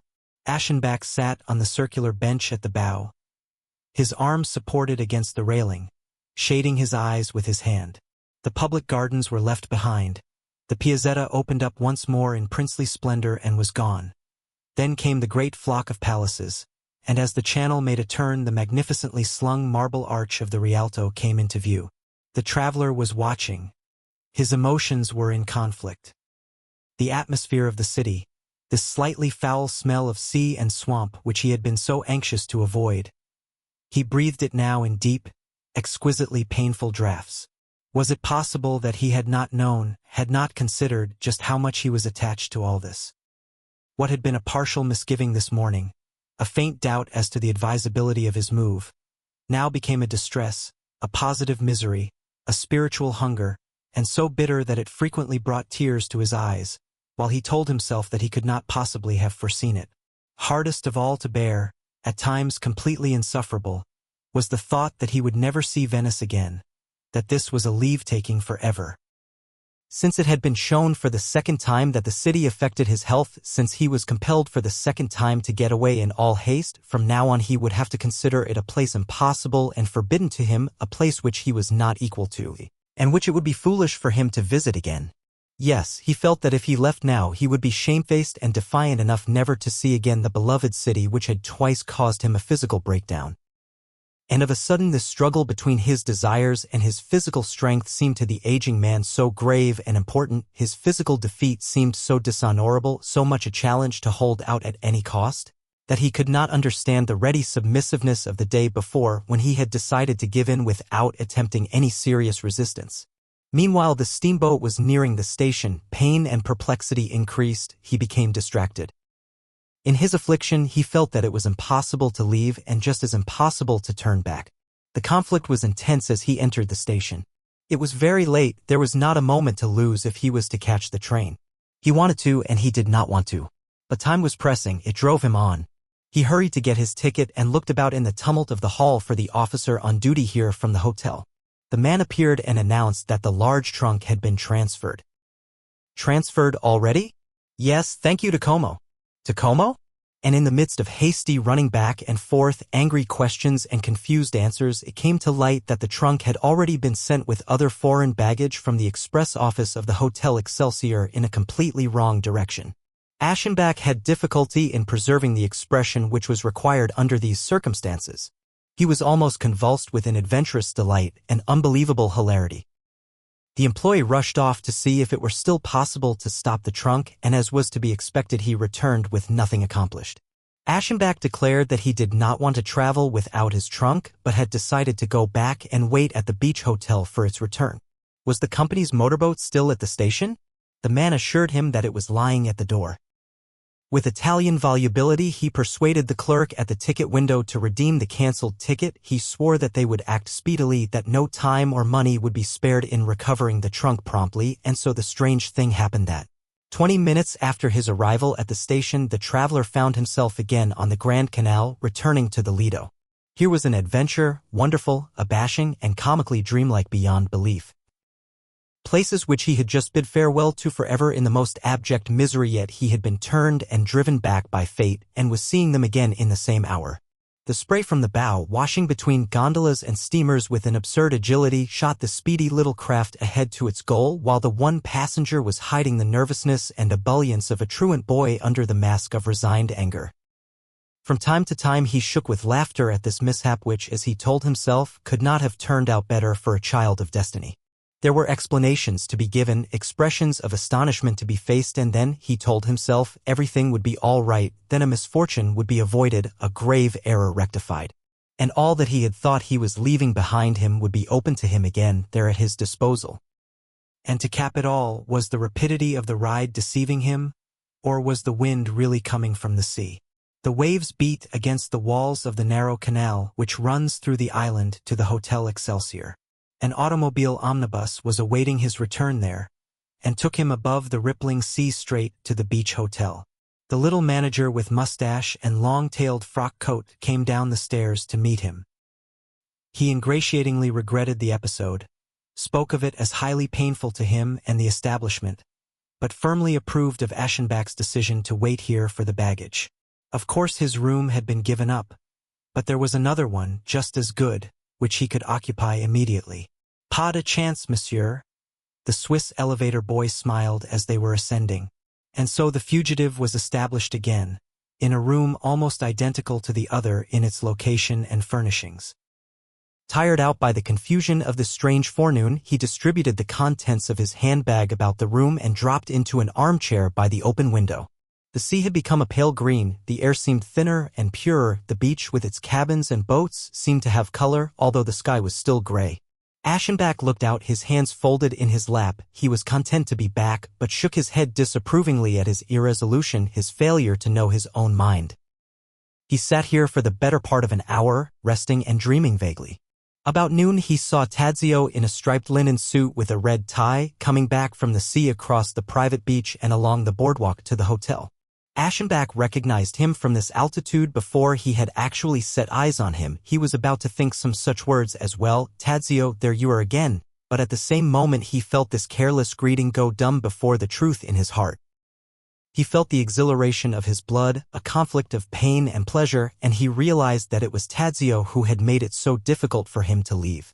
He sat very still, entirely unobserved from this height, and looked within himself. His features were alert, his eyebrows raised, and an attentive, keenly inquisitive smile distended his mouth. Then he raised his head, lifted both hands, which had hung relaxed over the arms of the chair, and in a slow twisting movement turned the palms downward as though to suggest an opening and spreading outward of his arms. It was a spontaneous act of welcome, of calm acceptance. Chapter 4. Day after day now the naked god with the hot cheeks drove his fire-breathing quadriga across the expanses of the sky, and his yellow locks fluttered in the assault of the east wind. A white silk sheen stretched over the slowly simmering Ponto. The sand glowed. Beneath the quaking silver blue of the ether, rust-colored canvases were spread in front of the beach bathing houses, and the afternoons were spent in the sharply demarcated spots of shade which they cast. But it was also delightful in the evening, when the vegetation in the park had the smell of balsam, and the stars were working through their courses above, and the soft, persistent murmur of the sea came up enchantingly through the night. Such evenings contained the cheering promise that more sunny days of casual idleness would follow, dotted with countless closely interspersed possibilities of well-timed accidents. The guest who was detained here by such an accommodating mishap did not consider the return of his property as sufficient grounds for another departure.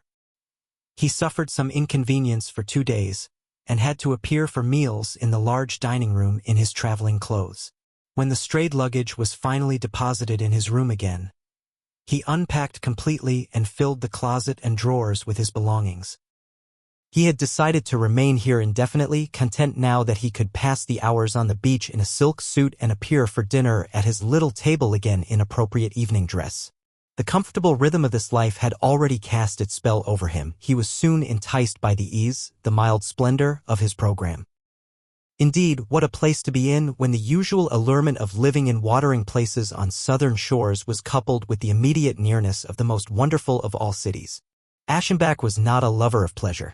Whenever there was some call for him to take a holiday, to indulge himself, to have a good time, and this was especially true at an earlier age, restlessness and repugnance soon drove him back to his rigorous toil, the faithful sober efforts of his daily routine. Except that this place was bewitching him, relaxing his will, making him happy. In the mornings, under the shelter of his bathing house, letting his eyes roam dreamily in the blue of the southern sea. Or on a warm night as he leaned back against the cushions of the gondola carrying him under the broad starry sky home to the Lido from the Piazza di San Marco after long hours of idleness and the brilliant lights, the melting notes of the serenade were being left behind. He often recalled his place in the mountains, the scene of his battles in the summer where the clouds blew low across his garden and terrifying storms put out the lamps at night, and the crows which he fed were swinging in the tops of the pine trees. Then everything seemed just right to him, as though he were lifted into the Elysian fields on the borders of the earth where man enjoys the easiest life, where there is no snow or winter, nor storms and pouring rains, but where Oceanus continually sends forth gentle cooling breezes, and the days pass in a blessed inactivity, without work, without effort, devoted wholly to the sun and to the feast days of the sun. Aschenbach saw the boy Tadzio frequently, almost constantly. Owing to the limited range of territory and the regularity of their lives, the beauty was near him at short intervals throughout the day. He saw him, met him everywhere, in the lower rooms of the hotel, on the cooling water trips to the city and back, in the arcades of the square, and at times when he was especially lucky ran across him on the streets. But principally, and with the most gratifying regularity, the forenoon on the beach allowed him to admire and study this rare spectacle at his leisure. Yes, it was this guarantee of happiness, this daily recurrence of good fortune, which made his stay here so precious, and gave him such pleasure in the constant procession of sunny days.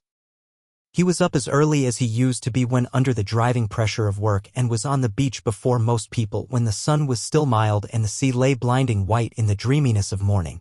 He spoke amiably to the guard of the private beach, and also spoke familiarly to the barefoot, white-bearded old man who had prepared his place for him, stretching the brown canopy and bringing the furniture of the cabin out on the platform.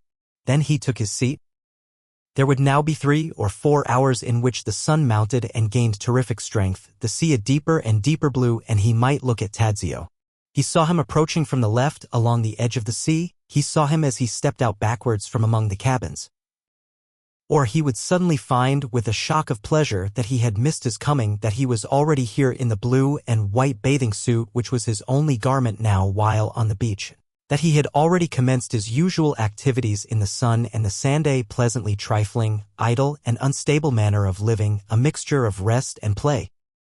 Tadzio would saunter about, wade, dig, catch things, lie down, go for a swim, all the while being kept under surveillance by the women on the platform who made his name ring out in their falsetto voices, Tadzio, Tadzio.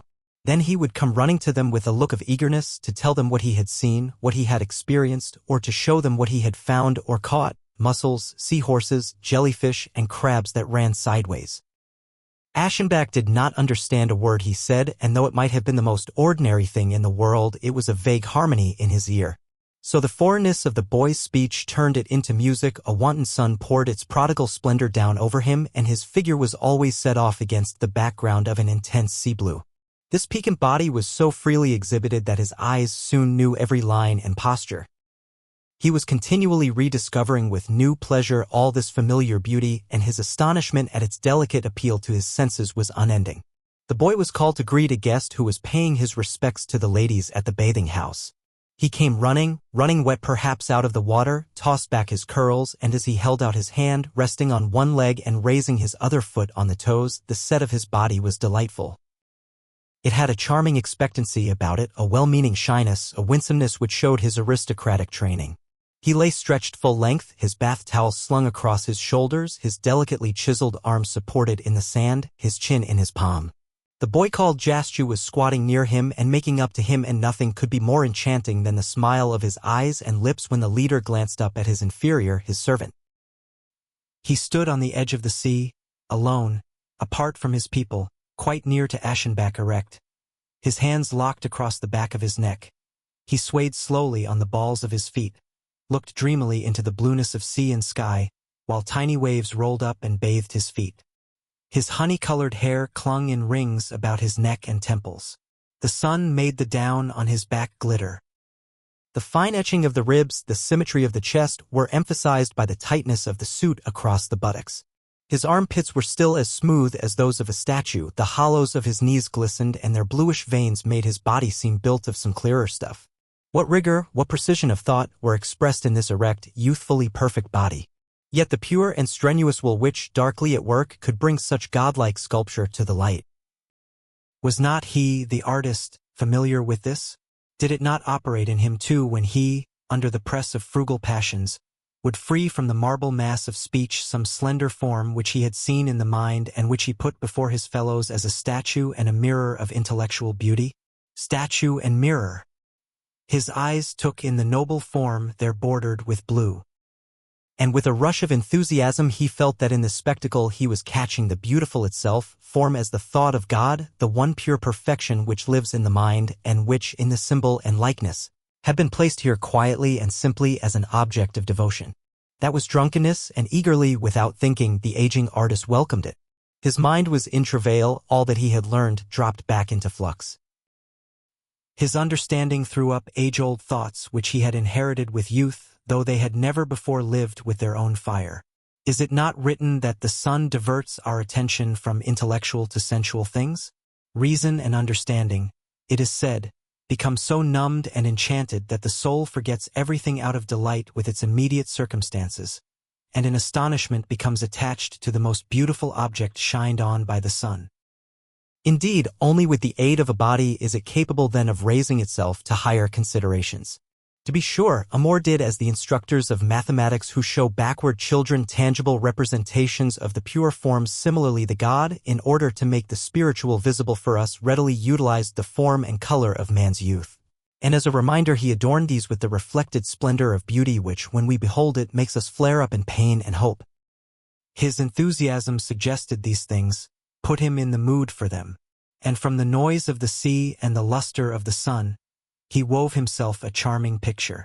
Here was the old plane tree, not far from the walls of Athens, a holy, shadowy place filled with the smell of Agnus castus blossoms and decorated with ornaments and images sacred to Achilles and the nymphs. Clear and pure, the brook at the foot of the spreading tree fell across the smooth pebbles. The cicadas were fiddling. But on the grass, which was like a pillow gently sloping to the head, two people were stretched out in hiding from the heat of the day, an older man and a youth, one ugly and one beautiful, wisdom next to loveliness. And amid gallantries and skillfully engaging banter, Socrates was instructing Phaedrus in matters of desire and virtue. He spoke to him of the hot terror which the initiates suffer when their eyes light on an image of the eternal beauty. Spoke of the greed of the impious and the wicked who cannot think beauty when they see its likeness, and who are incapable of reverence. Spoke of the holy distress which befalls the noble-minded when a godlike countenance, a perfect body, appears before them. They tremble and grow distracted and hardly dare to raise their eyes, and they honor the man who possesses this beauty. Yes, if they were not afraid of being thought downright madmen, they would sacrifice to the beloved as to the image of a god. For beauty, my Phaedrus, beauty alone is both lovely and visible at once. It is, mark me, the only form of the spiritual which we can receive through the senses. Else what would become of us if the divine, if reason and virtue and truth should appear to us through the senses? Should we not perish and be consumed with love, as Semele once was with Zeus? Thus, beauty is the sensitive man's access to the spirit, but only a road, a means simply, little Phaedrus. And then this crafty suitor made the neatest remark of all. It was this, that the lover is more divine than the beloved, since the god is in the one, but not in the other. Perhaps the most delicate, the most derisive thought which has ever been framed, and the one from which spring all the cunning and the profoundest pleasures of desire. Writers are happiest with an idea which can become all emotion, and an emotion all idea. Just such a pulsating idea, such a precise emotion, belonged to the lonely man at this moment, was at his call. Nature, it ran, shivers with ecstasy when the spirit bows in homage before beauty. Suddenly he wanted to write. Eros loves idleness, they say, and he is suited only to idleness. But at this point in the crisis, the affliction became a stimulus towards productivity. The incentive hardly mattered.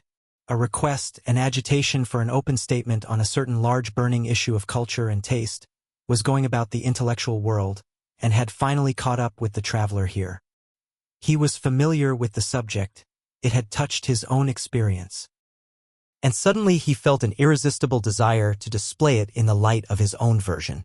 And he even went so far as to prefer working in Tadzio's presence, taking the scope of the boy as a standard for his writing, making his style follow the lines of this body which seemed godlike to him, and carrying his beauty over into the spiritual just as the eagle once carried the Trojan stag up into the ether.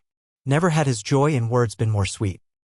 He had never been so aware that Eros is in the word as during those perilously precious hours when, at his crude table under the canopy, facing the idol and listening to the music of his voice, he followed Tadzio's beauty in the forming of his little tract, a page and a half of choice prose which was soon to excite the admiration of many through its clarity, its poise, and the vigorous curve of its emotion. Certainly it is better for people to know only the beautiful product as finished, and not in its conception, its conditions of origin. For knowledge of the sources from which the artist derives his inspiration would often confuse and alienate, and in this way detract from the effects of his mastery. Strange hours, strangely enervating efforts, rare creative intercourse between the spirit and a body. When Aschenbach put away his work and started back from the beach, he felt exhausted, or in dispersion even. and it was as though his conscience were complaining after some transgression. The following morning, as he was about to leave the hotel, he looked off from the steps and noticed that Tadzio, who was alone and was already on his way towards the sea, was just approaching the private beach. He was half tempted by the simple notion of seizing this opportunity to strike up a casual friendly acquaintanceship with the boy who had been the unconscious source of so much agitation and upheaval. He wanted to address him and enjoy the answering look in his eyes. The boy was sauntering along, he could be overtaken, and Aschenbach quickened his pace. He reached him on the boardwalk behind the bathing houses, was about to lay a hand on his head and shoulders, and some word or other, an amiable phrase in French, was on the tip of his tongue. But he felt that his heart, due also perhaps to his rapid stride, was beating like a hammer, and he was so short of breath that his voice would have been tight and trembling. He hesitated, he tried to get himself under control. Suddenly he became afraid that he had been walking too long so close behind the boy. He was afraid of arousing curiosity and causing him to look back questioningly. He made one more spurt, failed, surrendered, and passed with bowed head. Too late! He thought immediately. Too late. Yet was it too late? This step, which he had just been on the verge of taking, would very possibly have put things on a sound, free and easy basis, and would have restored him to wholesome soberness. But the fact was that Aschenbach did not want soberness. His intoxication was too precious. Who can explain the stamp and the nature of the artist? Who can understand this deep instinctive welding of discipline and license? For to be unable to want wholesome soberness is license. Aschenbach was no longer given to self-criticism. His tastes, the mental caliber of his years, his self-respect, ripeness, and a belated simplicity made him unwilling to dismember his motives and to debate whether his impulses were the result of conscientiousness or of dissolution and weakness. He was embarrassed, as he feared that someone or other, if only the guard on the beach, must have observed his pursuit and defeat. He was very much afraid of the ridiculous. Further, he joked with himself about his comically pious distress. Downed, he thought. Downed like a rooster, with his wings hanging miserably in the battle. It really is a God who can, at one sight of his loveliness, break our courage this way and force down our pride so thoroughly. He toyed and skirmished with his emotions, and was far too haughty to be afraid of them. He had already ceased thinking about the time when the vacation period which he had fixed for himself would expire. The thought of going home never even suggested itself. He had sent for an ample supply of money. His only concern was with the possible departure of the Polish family. By a casual questioning of the hotel barber, he had contrived to learn that these people had come here only a short time before his own arrival. The sun browned his face and hands, the invigorating salt breezes made him feel fresher. Once he had been in the habit of expending on his work every bit of nourishment which food, sleep, or nature could provide him. And similarly now he was generous and uneconomical, letting pass off as elation and emotion all the daily strengthening derived from sun, idleness, and sea air. His sleep was fitful, the preciously uniform days were separated by short nights of happy unrest. He did retire early, for at 9 o'clock, when Tadzio had disappeared from the scene, the day seemed over. But at the first gray of dawn he was awakened by a gently insistent shock. He suddenly remembered his adventure. He could no longer remain in bed. He arose, and clad lightly against the chill of morning, he sat down by the open window to await the rising of the sun. Revived by his sleep, he watched this miraculous event with reverence. Sky, earth, and sea still lay in glassy, ghost-like twilight. A dying star still floated in the emptiness of space, but a breeze started up, a winged message from habitations beyond reach, telling that Eros was rising from beside her husband, and that first sweet reddening in the farthest stretches of sky and sea took place by which the sentiency of creation is announced. The goddess was approaching, the seductress of youth who stole Clitus and Cephalus, and despite the envy of all the Olympians enjoyed the love of handsome Orion. A strewing of roses began there on the edge of the world, an unutterably pure glowing and blooming. Childish clouds, lighted and shined through, floated like busy little cupids in the rosy, bluish mist. Purple fell upon the sea, which seemed to be simmering, and washing the color towards him. Golden spears shot up into the sky from behind. The splendor caught fire, silently. And with godlike power an intense flame of licking tongues broke out. And with rattling hoofs the brothers' sacred chargers mounted the horizon. Lighted by the god's brilliance, he sat there, keeping watch alone. He closed his eyes, letting this glory play against the lids. Past emotions, precious early afflictions and yearnings which had been stifled by his rigorous program of living, were now returning in such strange new forms. With an embarrassed, astonished smile, he recognized them. He was thinking, dreaming. Slowly his lips formed a name. And still smiling, with his face turned upwards, hands folded in his lap, he fell asleep again in his chair. But the day which began with such fiery solemnity underwent a strange mythical transformation. Where did the breeze originate which suddenly began playing so gently and insinuatingly, like some whispered suggestion, about his ears and temples? Little white choppy clouds stood in the sky in scattered clumps, like the pasturing herds of the gods. A stronger wind arose, and the steeds of Poseidon came prancing up, and along with them the steers which belonged to the blue-locked god, bellowing and lowering their horns as they ran. Yet among the detritus of the more distant beach waves were hopping forward like agile goats. He was caught in the enchantment of a sacredly distorted world full of panic life, and he dreamed delicate legends. Often, when the sun was sinking behind Venice, he would sit on a bench in the park observing Tadzio, who was dressed in a white suit with a colored sash and was playing ball on the smooth gravel, and it was Hyacinth that he seemed to be watching. Hyacinth, who was to die because two gods loved him. Yes, he felt Zephyr's aching jealousy of the rival who forgot the oracle, the bow, and the lyre, in order to play forever with this beauty. He saw the discus, guided by a pitiless envy, strike the lovely head. He too, growing pale, caught the drooping body, and the flower, sprung from this sweet blood, bore the inscription of his unending grief.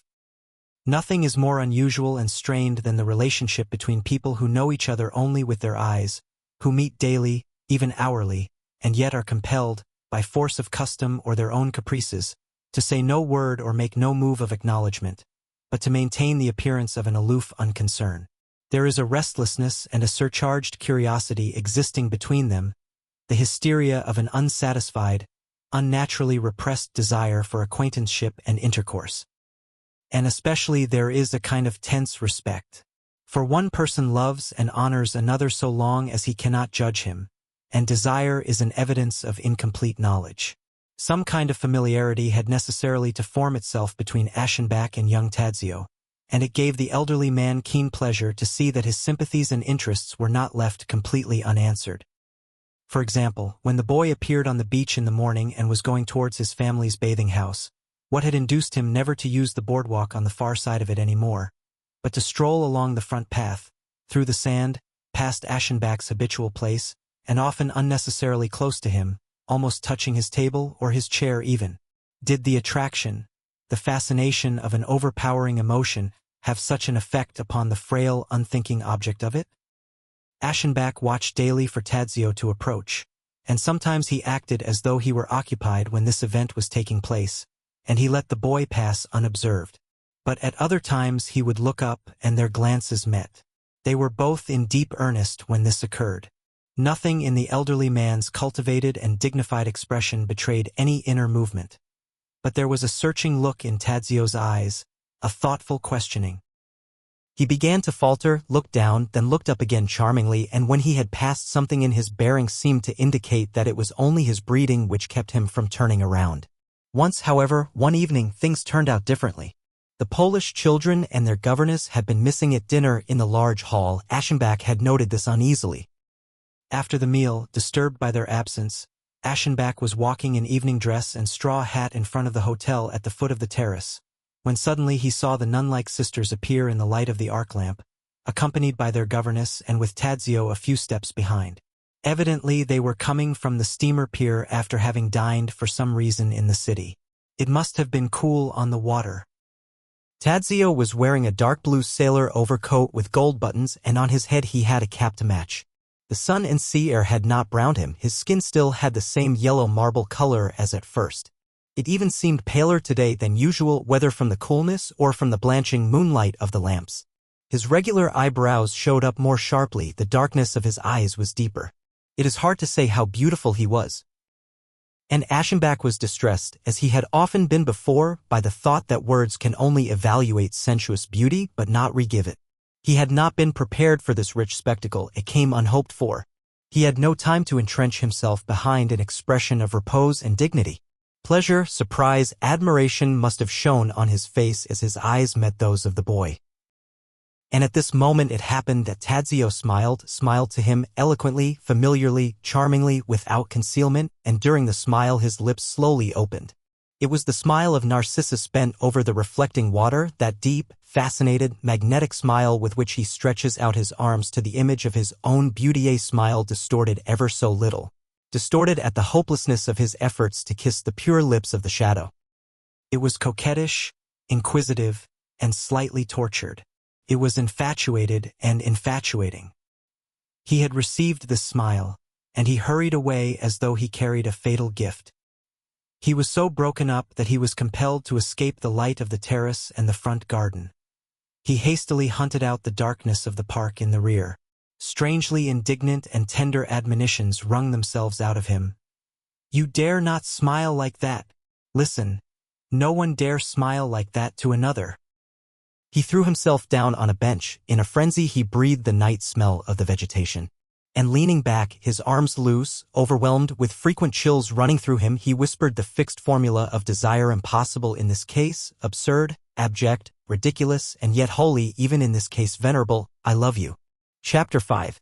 During his 4th week at the Lido, Gustav von Aschenbach made several sinister observations touching on the world about him. First, it seemed to him that as the season progressed the number of guests at the hotel was diminishing rather than increasing, and German especially seemed to be dropping away, so that finally he heard nothing but foreign sounds at table and on the beach. Then one day in conversation with the barber, whom he visited often, he caught a word which startled him. The man had mentioned a German family that left soon after their arrival. He added glibly and flatteringly, "But you are staying, sir. You have no fear of the plague." Aschenbach looked at him. "The plague," he repeated. The gossiper was silent, made out as though busy with other things, ignored the question. When it was put more insistently, he declared that he knew nothing, and with embarrassing volubility he tried to change the subject. That was about noon. In the afternoon there was a calm, and Aschenbach rode to Venice under an intense sun. For he was driven by a mania to follow the Polish children whom he had seen with their governess taking the road to the steamer pier. He did not find the idol at San Marco. But while sitting over his tea at his little round iron table on the shady side of the square, he suddenly detected a peculiar odor in the air which, it seemed to him now, he had noticed for days without being consciously aware of it. The smell was sweetish and drug-like, suggesting sickness and wounds and a suspicious cleanliness. He tested and examined it thoughtfully, finished his luncheon, and left the square on the side opposite the church. The smell was stronger where the street narrowed. On the corners printed posters were hung, giving municipal warnings against certain diseases of the gastric system liable to occur at this season, against the eating of oysters and clams, and also against the water of the canals. The euphemistic nature of the announcement was palpable. Groups of people had collected in silence on the bridges and squares, and the foreigner stood among them, scenting and investigating. At a little shop he inquired about the fatal smell, asking the proprietor, who was leaning against his door surrounded by coral chains and imitation amethyst jewelry. The man measured him with heavy eyes and brightened up hastily. "A matter of precaution, sir," he answered with a gesture. "A regulation of the police which must be taken for what it is worth. This weather is oppressive, the sirocco is not good for the health. In short, you understand an exaggerated prudence perhaps." Aschenbach thanked him and went on. Also on the steamer back to the Lido he caught the smell of the disinfectant. Returning to the hotel, he went immediately to the periodical stand in the lobby and ran through the papers. He found nothing in the foreign language press. The domestic press spoke of rumors, produced hazy statistics, repeated official denials, and questioned their truthfulness. This explained the departure of the German and Austrian guests. Obviously, the subjects of the other nations knew nothing, suspected nothing, were not yet uneasy. To keep it quiet, Aschenbach thought angrily, as he threw the papers back on the table. To keep that quiet. But at the same moment he was filled with satisfaction over the adventure that was to befall the world about him. For passion, like crime, is not suited to the secure daily rounds of order and well-being, and every slackening in the bourgeois structure, every disorder and affliction of the world must be held welcome, since they bring with them a vague promise of advantage. So Aschenbach felt a dark contentment with what was taking place, under cover of the authorities, in the dirty alleys of Venice. This wicked secret of the city was welded with his own secret, and he too was involved in keeping it hidden. For in his infatuation he cared about nothing but the possibility of Tadzio's leaving, and he realized with something like terror that he would not know how to go on living if this occurred. Lately he had not been relying simply on good luck and the daily routine for his chances to be near the boy and look at him. He pursued him, stalked him. On Sundays, for instance, the Poles never appeared on the beach. He guessed that they must be attending Mass at San Marco. He hurried there, and stepping from the heat of the square into the golden twilight of the church, he found the boy he was hunting, bowed over a prie-dieu, praying. Then he stood in the background, on the cracked mosaic floor, with people on all sides kneeling, murmuring, and making the sign of the cross. And the compact grandeur of this oriental temple weighed heavily on his senses. In front, the richly ornamented priest was conducting the office, moving about and singing. Incense poured forth, clouding the weak little flame of the candle on the altar, and with the sweet, stuffy sacrificial odor another seemed to commingle faintly. The smell of the infested city. But through the smoke and the sparkle Aschenbach saw how the boy there in front turned his head, hunted him out, and looked at him. When the crowd was streaming out through the opened portals into the brilliant square with its swarms of pigeons, the lover hid in the vestibule, he kept traitor cover, he lay in wait. He saw the Poles quit the church, saw how the children took ceremonious leave of their mother, and how she turned towards the Piazzetta on her way home. He made sure that the boy, the nun-like sisters, and the governess took the road to the right through the gateway of the dock tower and into the Merceria. And after giving them a slight start, he followed them furtively on their walk through Venice. He had to stand still when they stopped, had to take flight in shops and courts to let them pass when they turned back. He lost them, hot and exhausted, he hunted them over bridges and down dirty blind alleys, and he underwent minutes of deadly agony when suddenly he saw them coming towards him in a narrow passage where escape was impossible. Yet it could not be said that he suffered. He was drunk, and his steps followed the promptings of the demon who delights in treading human reason and dignity underfoot. In one place Tadzio and his companions took a gondola, and shortly after they had pushed off from the shore, Aschenbach, who had hidden behind some structure, a well, while they were climbing in, now did the same. He spoke in a hurried undertone as he directed the rower with the promise of a generous tip to follow unnoticed and at a distance that gondola which was just rounding the corner. And he thrilled when the man, with the roguish willingness of an accomplice, assured him in the same tone that his wishes would be carried out faithfully. Leaning back against the soft black cushions, he rocked and glided towards the other black-beaked craft where his passion was drawing him. At times it escaped. Then he felt worried and uneasy. But his pilot, as though skilled in such commissions, was always able through sly maneuvers, speedy diagonals and shortcuts, to bring the quest into view again. The air was quiet and smelly. The sun burned down strong through the slate-colored mist. Water slapped against the wood and stone. The call of the gondolier, half warning, half greeting, was answered with a strange obedience far away in the silence of the labyrinth. White and purple umbels with the scent of almonds hung down from little elevated gardens over crumbling walls. Arabian window casings were outlined through the murkiness. The marble steps of a church descended into the water. A beggar squatted there, protesting his misery, holding out his hat, and showing the whites of his eyes as though he were blind. An antiquarian in front of his den fawned on the passerby and invited him to stop in the hopes of swindling him. That was Venice, the flatteringly and suspiciously beautiful this city, half legend, half snare for strangers. In its foul air art once flourished gluttonously, and had suggested to its musicians seductive notes which cradle and lull. The adventurer felt as though his eyes were taking in this same luxury, as though his ears were being won by just such melodies. He recalled, too, that the city was diseased and was concealing this through greed. And he peered more eagerly after the retreating gondola. Thus, in his infatuation, he wanted simply to pursue uninterrupted the object that aroused him, to dream of it when it was not there, and, after the fashion of lovers, to speak softly to its mere outline. Loneliness, strangeness, and the joy of a deep, belated intoxication encouraged him and prompted him to accept even the remotest things without reserve or shame.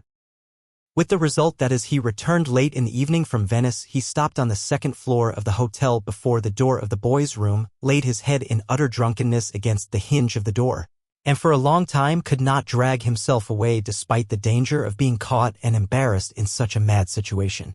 Yet there were still moments of relief when he came partly to his senses. Where to, he would think, alarmed. Where to? Like every man whose natural abilities stimulate an aristocratic interest in his ancestry, he was accustomed to think of his forebears in connection with the accomplishments and successes of his life to assure himself of their approval, their satisfaction, their undeniable respect. He thought of them now, entangled as he was in such an illicit experience, caught in such exotic transgressions. He thought of their characteristic rigidity of principle, their scrupulous masculinity. And he smiled dejectedly. What would they say? But then, what would they have said to his whole life, which was almost degenerate in its departure from theirs, this life under the bane of art, a life against which he himself had once issued such youthful mockeries out of loyalty to his fathers, but which at bottom had been so much like theirs. He too had served, he too had been a soldier and a warrior like many of them. For art was a war, a destructive battle, and one was not equal to it for long these days. A life of self-conquest and of in-spite-offs, a rigid, sober, and unyielding life which he had formed into the symbol of a delicate and timely heroism. He might well call it masculine or brave, and it almost seemed as though the eros mastering him were somehow peculiarly adapted and inclined to such a life. Had not this eros stood in high repute among the bravest of peoples? Was it not true that precisely through bravery he had flourished in their cities? Numerous war heroes of antiquity had willingly borne his yoke, for nothing was deemed a disgrace which the god imposed, and acts which would have been rebuked as the sign of cowardice if they had been done for other purposes, prostrations, oaths, entreaties. Abjectness, such things did not bring shame upon the lover, but rather he reaped praise for them. In this way his infatuation determined the course of his thoughts, in this way he tried to uphold himself, to preserve his respect. But at the same time, selfish and calculating, he turned his attention to the unclean transactions here in Venice, this adventure of the outer world which conspired darkly with his own and which fed his passion with vague lawless hopes. Bent on getting reliable news of the condition and progress of the pestilence, he ransacked the local papers in the city cafes, as they had been missing from the reading table of the hotel lobby for several days now. Statements alternated with disavowals. The number of the sick and dead was supposed to reach 20, 40, or even 100 and more. And immediately afterwards every instance of the plague would be either flatly denied or attributed to completely isolated cases which had crept in from the outside. There were scattered admonitions, protests against the dangerous conduct of foreign authorities. Certainty was impossible. Nevertheless, the lone man felt especially entitled to participate in the secret. And although he was excluded, he derived a grotesque satisfaction from putting embarrassing questions to those who did know, and as they were pledged to silence, forcing them into deliberate lies. One day at breakfast in the large dining hall he entered into a conversation with the manager, that softly treading little man in the French fur coat who was moving amiably and solicitously about among the diners and had stopped at Aschenbach's table for a few passing words. Just why, the guest asked negligently and casually, had disinfectants become so prevalent in Venice recently? It has to do, was the evasive answer, with a police regulation and is intended to prevent any inconveniences or disturbances to the public health which might result from the exceptionally warm and threatening weather.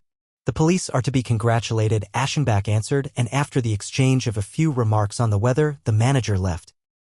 Yet that same day, in the evening, after dinner, it happened that a little band of strolling singers from the city gave a performance in the front garden of the hotel. 2 men and 2 women. They stood by the iron post of an arc lamp and turned their whitened faces up towards the large terrace where the guests were enjoying this folk recital over their coffee and cooling drinks. The hotel personnel, bell boys, waiters, and clerks from the office could be seen listening by the doors of the vestibule. The Russian family, eager and precise in their amusements, had had wicker chairs placed in the garden in order to be nearer the performers, and they were sitting here in an appreciative semicircle. Behind the ladies and gentlemen, in her turban-like kerchief, stood the old slave. Mandolin, guitar, harmonica, and a squeaky violin were responding to the touch of the virtuoso beggars. Instrumental numbers alternated with songs, as when the younger of the women, with a sharp, trembling voice, joined with the sweetly falsetto tenor in a languishing love duet. But the real talent and leader of the group was undoubtedly the other of the two men, the one with the guitar.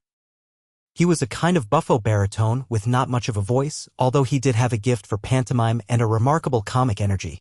Often, with his large instrument under his arm, he would leave the rest of the group and, still acting, would intrude on the platform where his antics were rewarded with encouraging laughter. Especially the Russians in their seats down front seemed to be enchanted with so much southern mobility, and their applause incited him to let himself out more and more boldly and assertively. Aschenbach sat on the balustrade, cooling his lips now and then with a mixture of pomegranate juice and soda which glowed ruby red in his glass in front of him. His nerves took in the miserable notes, the vulgar crooning melodies. For passion lames the sense of discrimination and surrenders in all seriousness to appeals which, in sober moments, are either humorously allowed for or rejected with annoyance. At the clown's antics his features bad twisted into a set painful smile. He sat there relaxed, although inwardly he was intensely awake, for 6 paces from him Tadzio was leaning against the stone handrail. In the white belted coat which he often wore at mealtimes, he was standing in a position of spontaneous and inborn gracefulness, his left forearm on the railing, feet crossed, the right hand on a supporting hip. And he looked down at the street singers with an expression which was hardly a smile but only an aloof curiosity, a polite amiability. Often he would stand erect and, expanding his chest, would draw the white smock down under his leather belt with a beautiful gesture. And then, too, the aging man observed with a tumult of fright and triumph how he would often turn his head over the left shoulder in the direction of his admirer, carefully and hesitatingly, or even with abruptness as though to attack by surprise. He did not meet Aschenbach's eyes, for a mean precaution compelled the transgressor to keep from staring at him. In the background of the terrace, the women who guarded Tadzio were sitting, and things had reached a point where the lover had to fear that he might be noticed and suspected. Yes, he had often observed with a kind of numbness how, when Tadzio was near him on the beach, in the hotel lobby, in the Piazza San Marco, they called him back. They were set on keeping him at a distance, and this wounded him frightfully, causing his pride unknown tortures which his conscience would not permit him to evade. Meanwhile, the guitar player had begun a solo to his own accompaniment, a street ballad popular throughout Italy. It had several strophes, and the entire company joined each time in the refrain, all singing and playing, while he managed to give a plastic and dramatic twist to the performance. Of slight build, with thin and impoverished features, he stood on the gravel, apart from his companions, in an attitude of insolent bravado, his shabby felt hat on the back of his head, so that a bunch of his red hair jutted out from under the brim. And to the thrumming of the strings, he flung his jokes up at the terrace in a penetrating recitative, while the veins were swelling on his forehead from the exertion of his performance. He did not seem of Venetian stock, but rather of the race of Neapolitan comedians, half pimp, half entertainer, brutal and audacious, dangerous and amusing. His song was stupid enough so far as the words went, but in his mouth, by his gestures, the movements of his body, his way of blinking significantly and letting the tongue play across his lips, it acquired something ambiguous, something vaguely repulsive. In addition to the customary civilian dress, he was wearing a sport shirt, and his skinny neck protruded above the soft collar, bearing a noticeably large and active Adam's apple. He was pale and snub-nosed. It was hard to fix an age to his beardless features, which seemed furrowed with grimaces and depravity, and the 2 wrinkles standing arrogantly, harshly, almost savagely between his reddish eyebrows were strangely suited to the smirk on his mobile lips.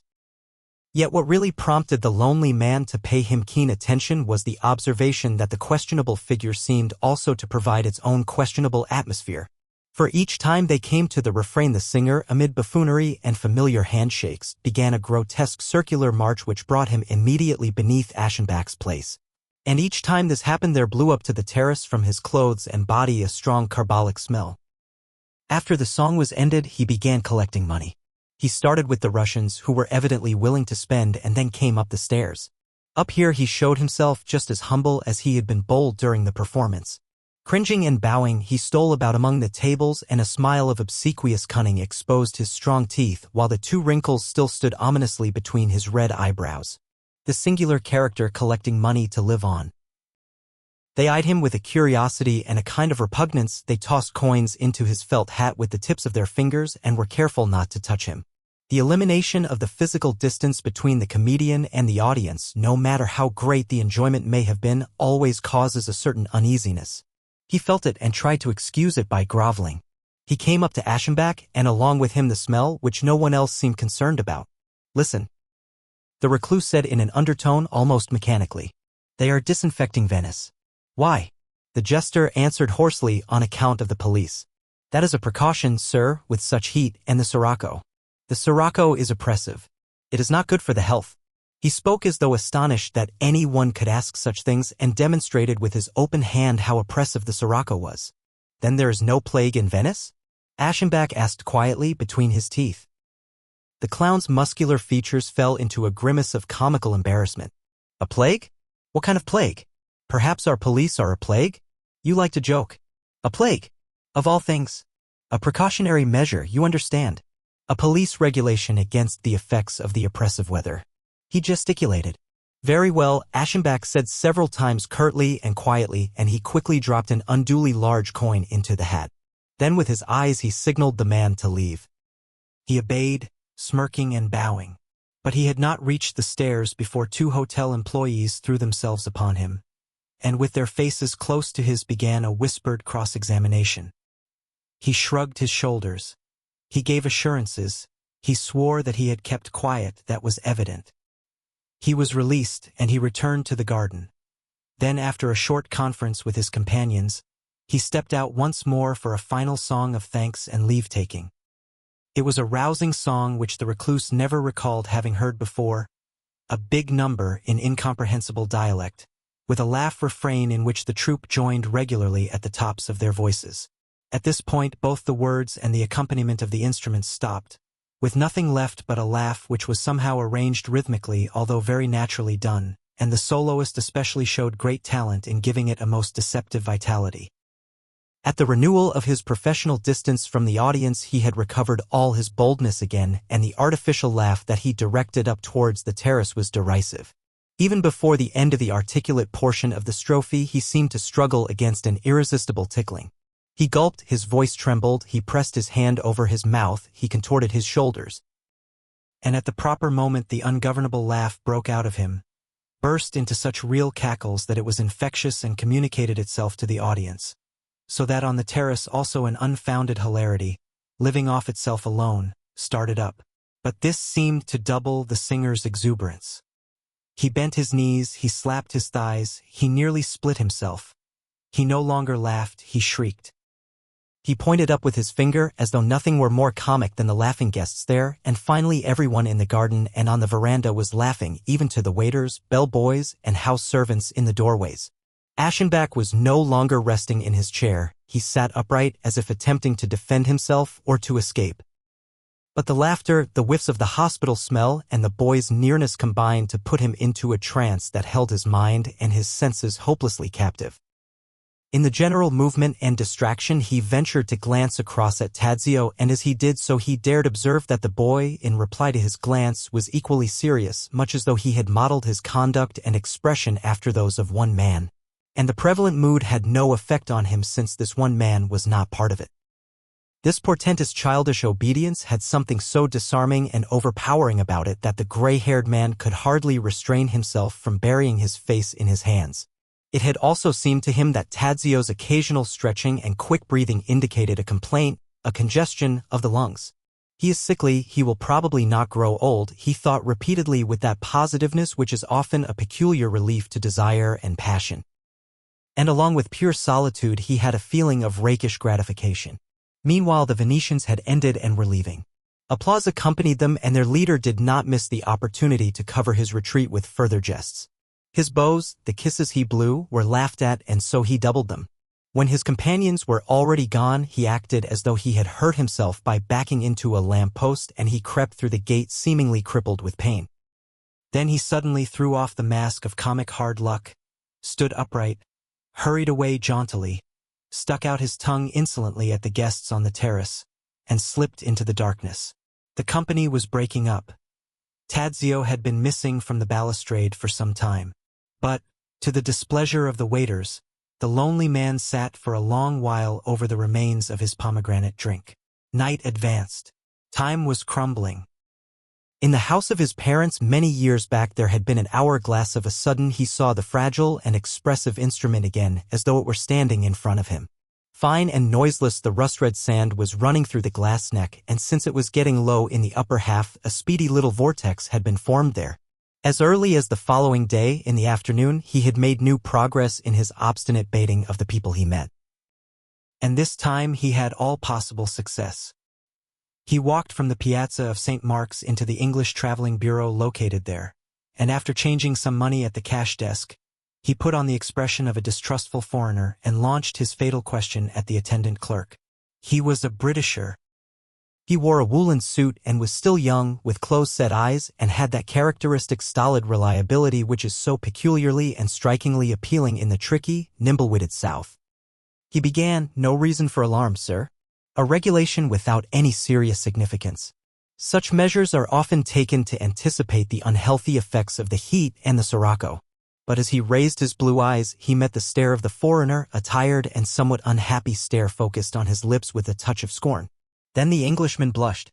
"At least," he continued in an emotional undertone, "that is the official explanation which people here are content to accept. I will admit that there is something more behind it." And then, in his frank and leisurely manner, he told the truth. For several years now Indian cholera had shown a heightened tendency to spread and migrate.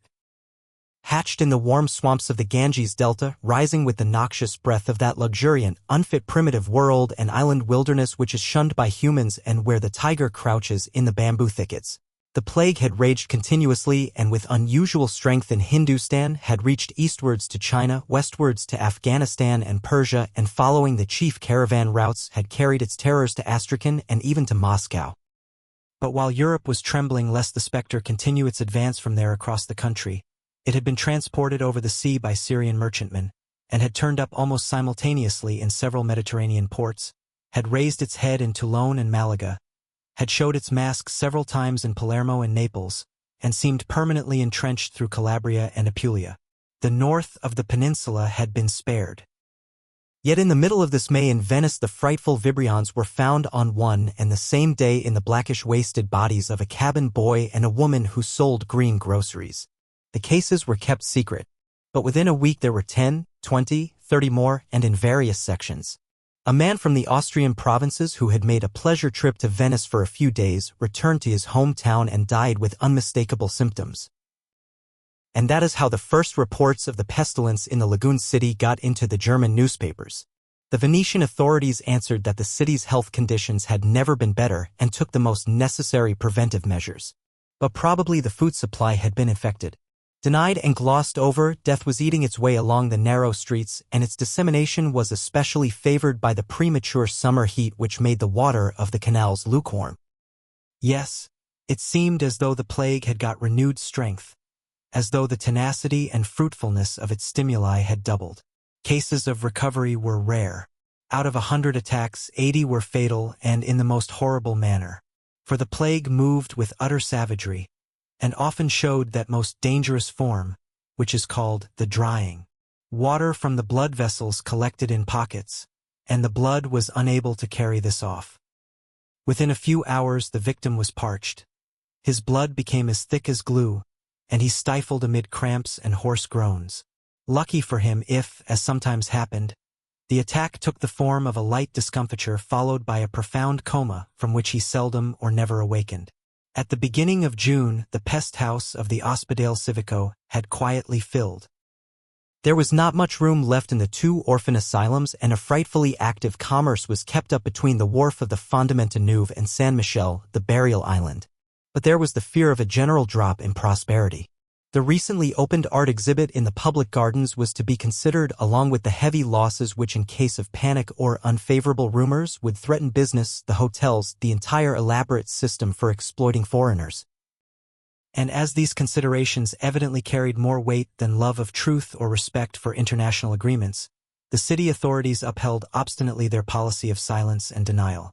The chief health officer had resigned from his post in indignation and been promptly replaced by a more tractable personality. The people knew this, and the corruption of their superiors, together with the predominating insecurity, the exceptional condition into which the prevalence of death had plunged the city, induced a certain demoralization of the lower classes, encouraging shady and antisocial impulses which manifested themselves in license, profligacy, and a rising crime wave. Contrary to custom, many drunkards were seen in the evenings. It was said that at night nasty mobs made the streets unsafe. Burglaries and even murders became frequent, for it had already been proved on 2 occasions that persons who had presumably fallen victim to the plague had in reality been dispatched with poison by their own relatives, and professional debauchery assumed abnormal and obtrusive proportions such as had never been known here before and to an extent which is usually found only in the southern parts of the country and in the Orient. The Englishman pronounced the final verdict on these facts. "You would do well," he concluded, "to leave today rather than tomorrow. It cannot be much more than a couple of days before a quarantine zone is declared." "Thank you," Aschenbach said, and left the office. The square lay sunless and stifling. Unsuspecting foreigners sat in front of the cafes, or stood among the pigeons in front of the church and watched the swarms of birds flapping their wings, crowding one another, and pecking at grains of corn offered them in open palms. The recluse was feverishly excited, triumphant in his possession of the truth.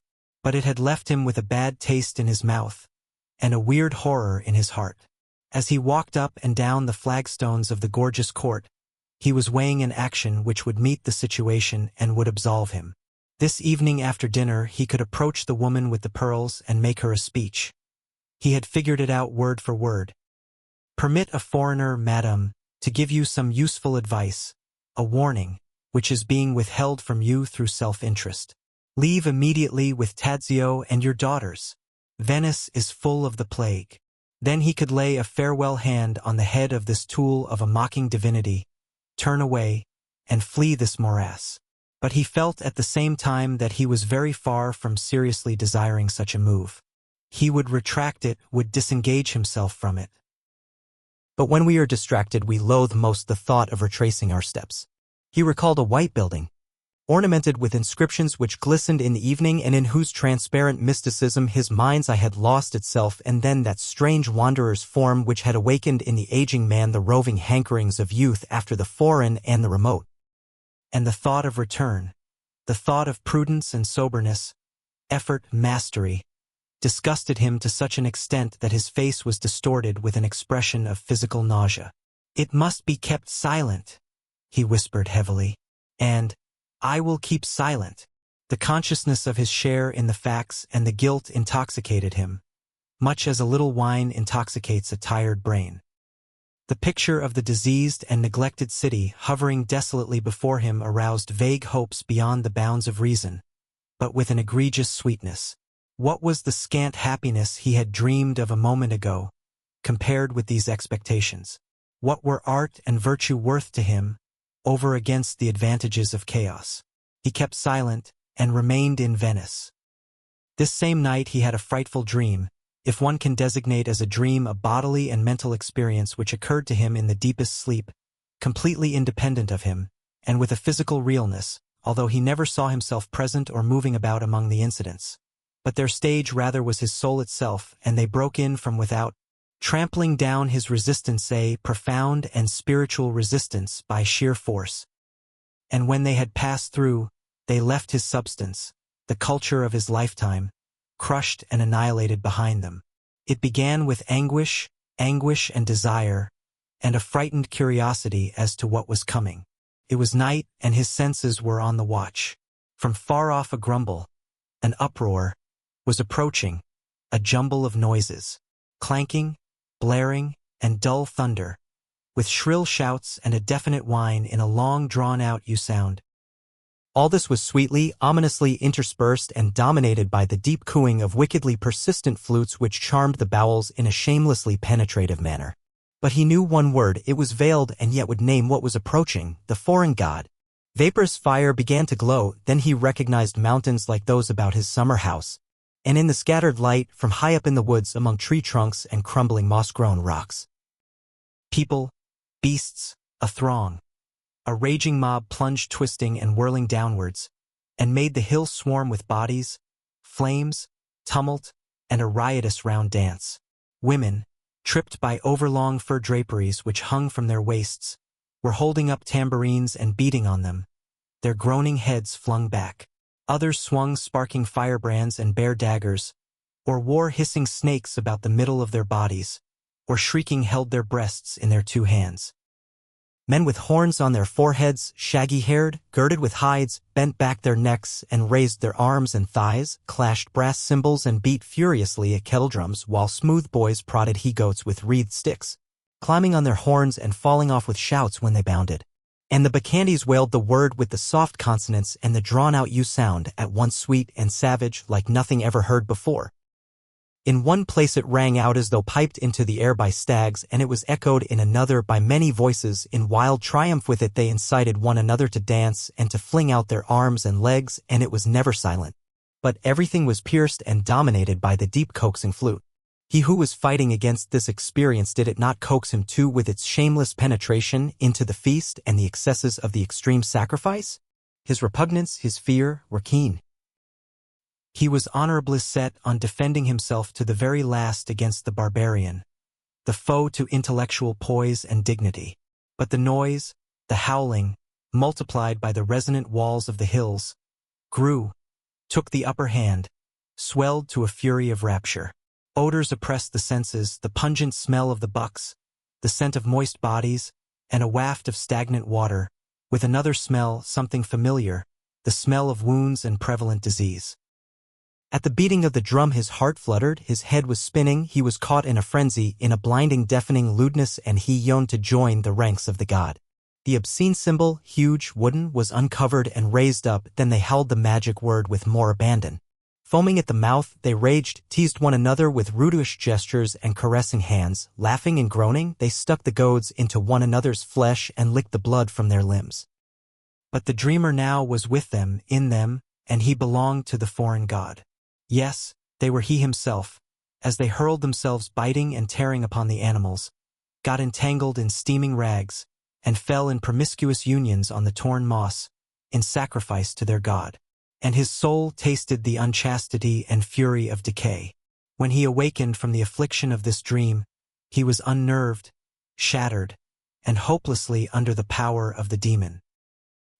He no longer avoided the inquisitive glances of other people.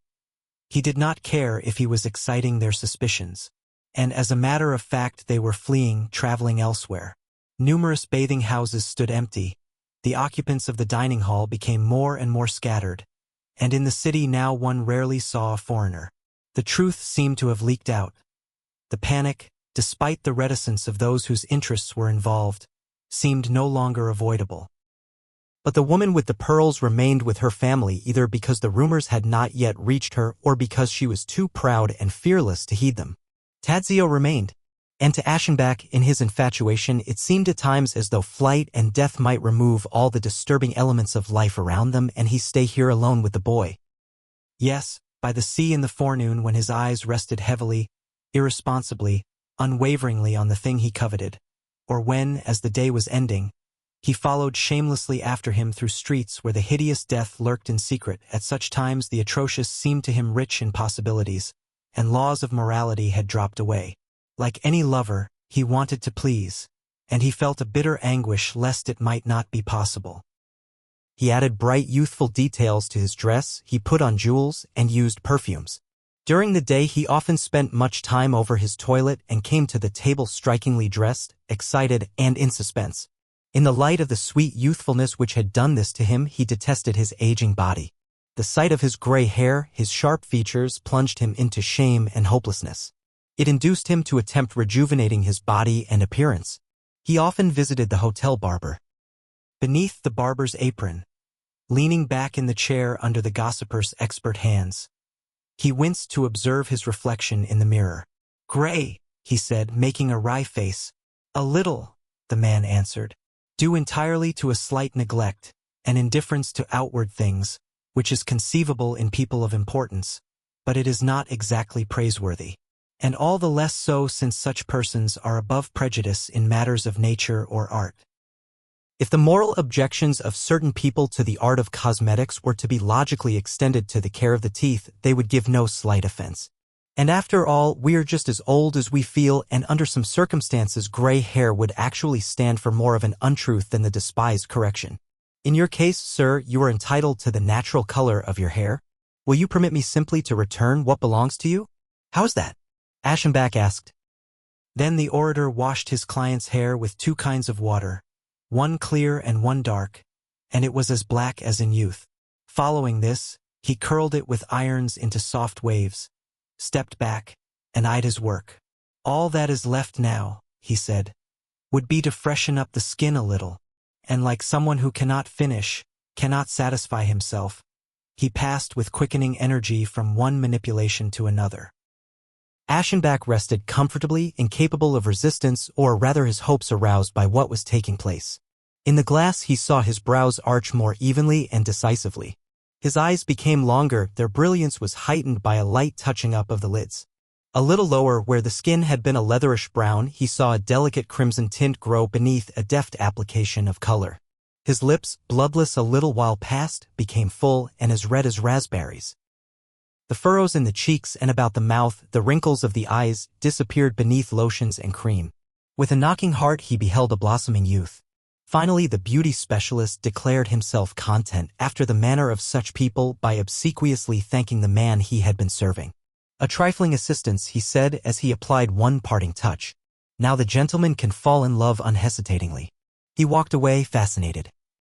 He was happy as in a dream, timid and bewildered. His necktie was red.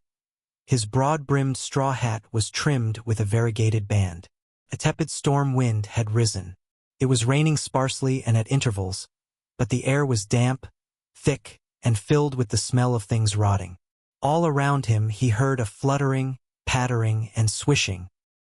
And under the fever of his cosmetics it seemed to him as though evil wind spirits were haunting the place, impure sea birds which rooted and gnawed at the food of the condemned and befouled it with their droppings. For the sultriness destroyed his appetite, and the fancy suggested itself that the foods were poisoned with contaminating substances.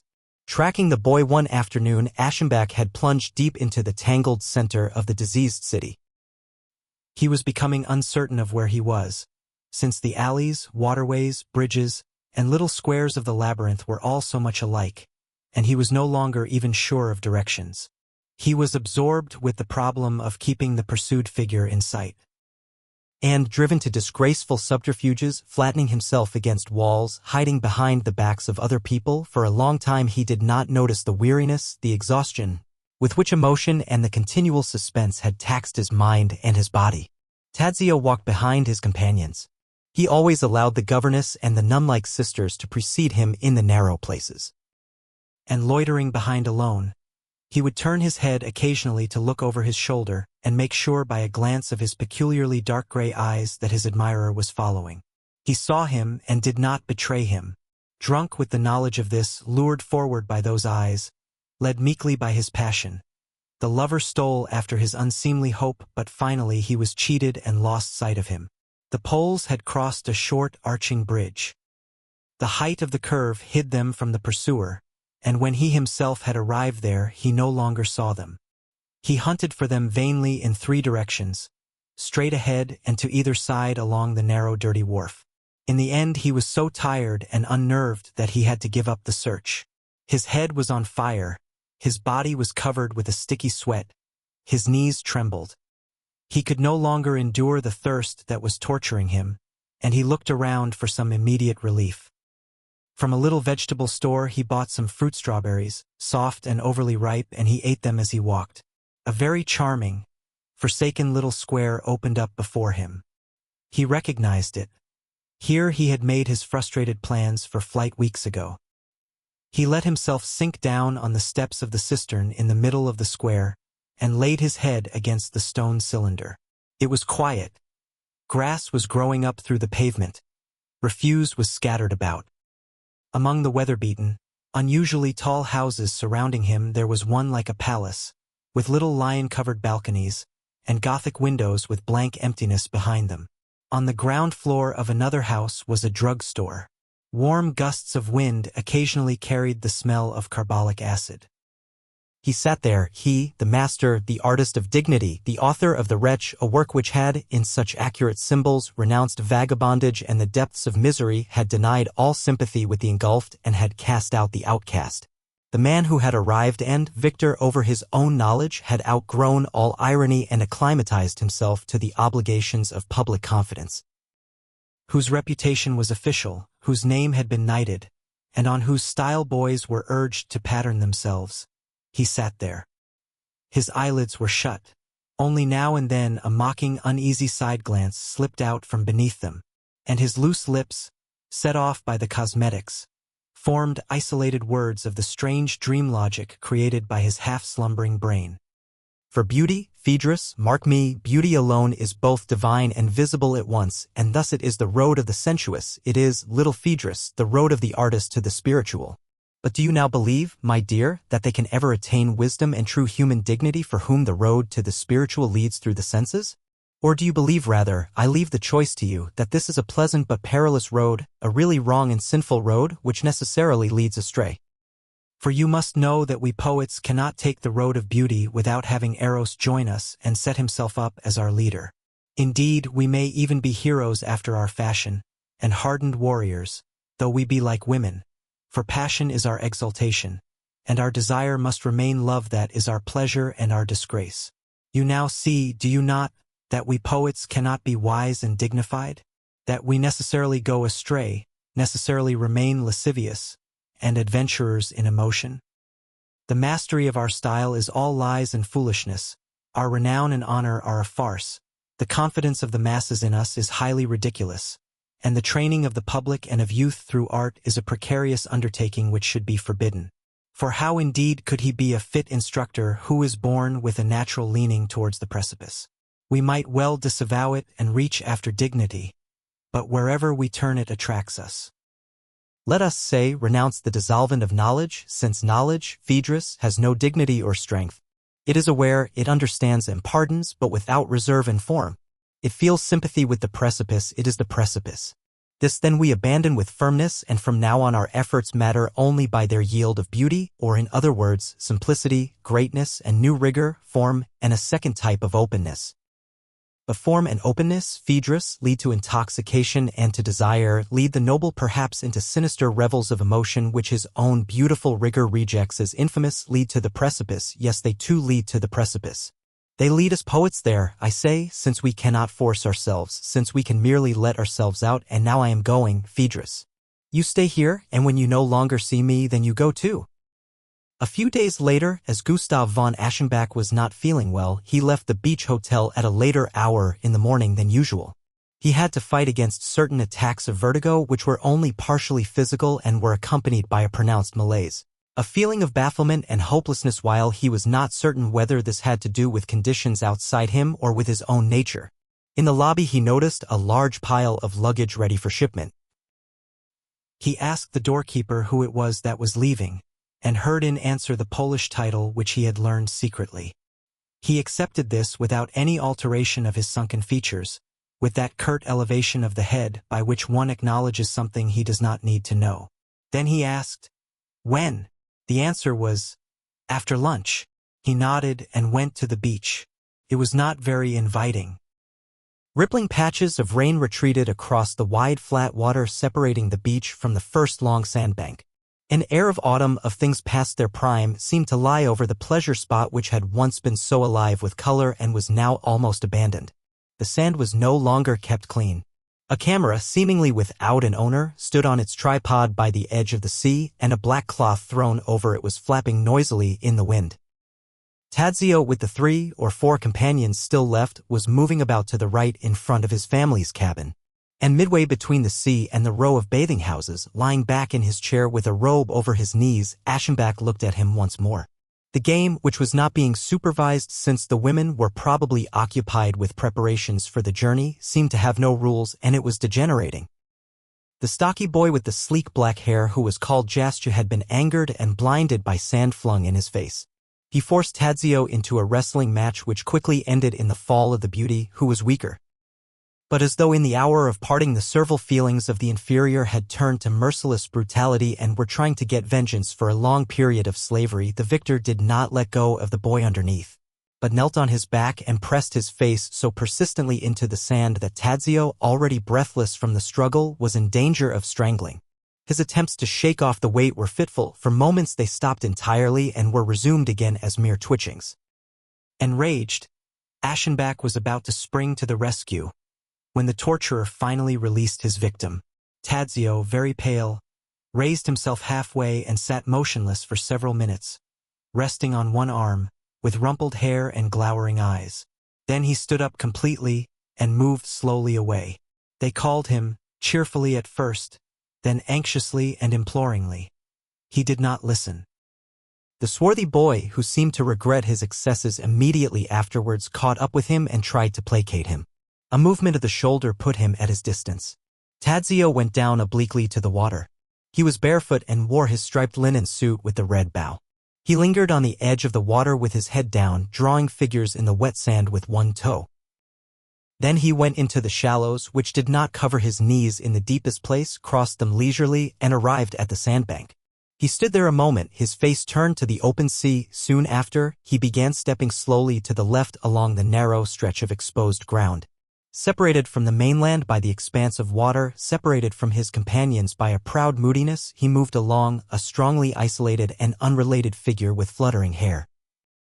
Placed out there in the sea, the wind against the vague mists, he stopped once more to look around. And suddenly, as though at some recollection, some impulse, with one hand on his hip he turned the upper part of his body in a beautiful twist which began from the base, and he looked over his shoulder towards the shore. The watcher sat there as he had sat once before when for the first time these twilight-gray eyes had turned at the doorway and met his own. His head, against the back of the chair, had slowly followed the movements of the boy walking yonder.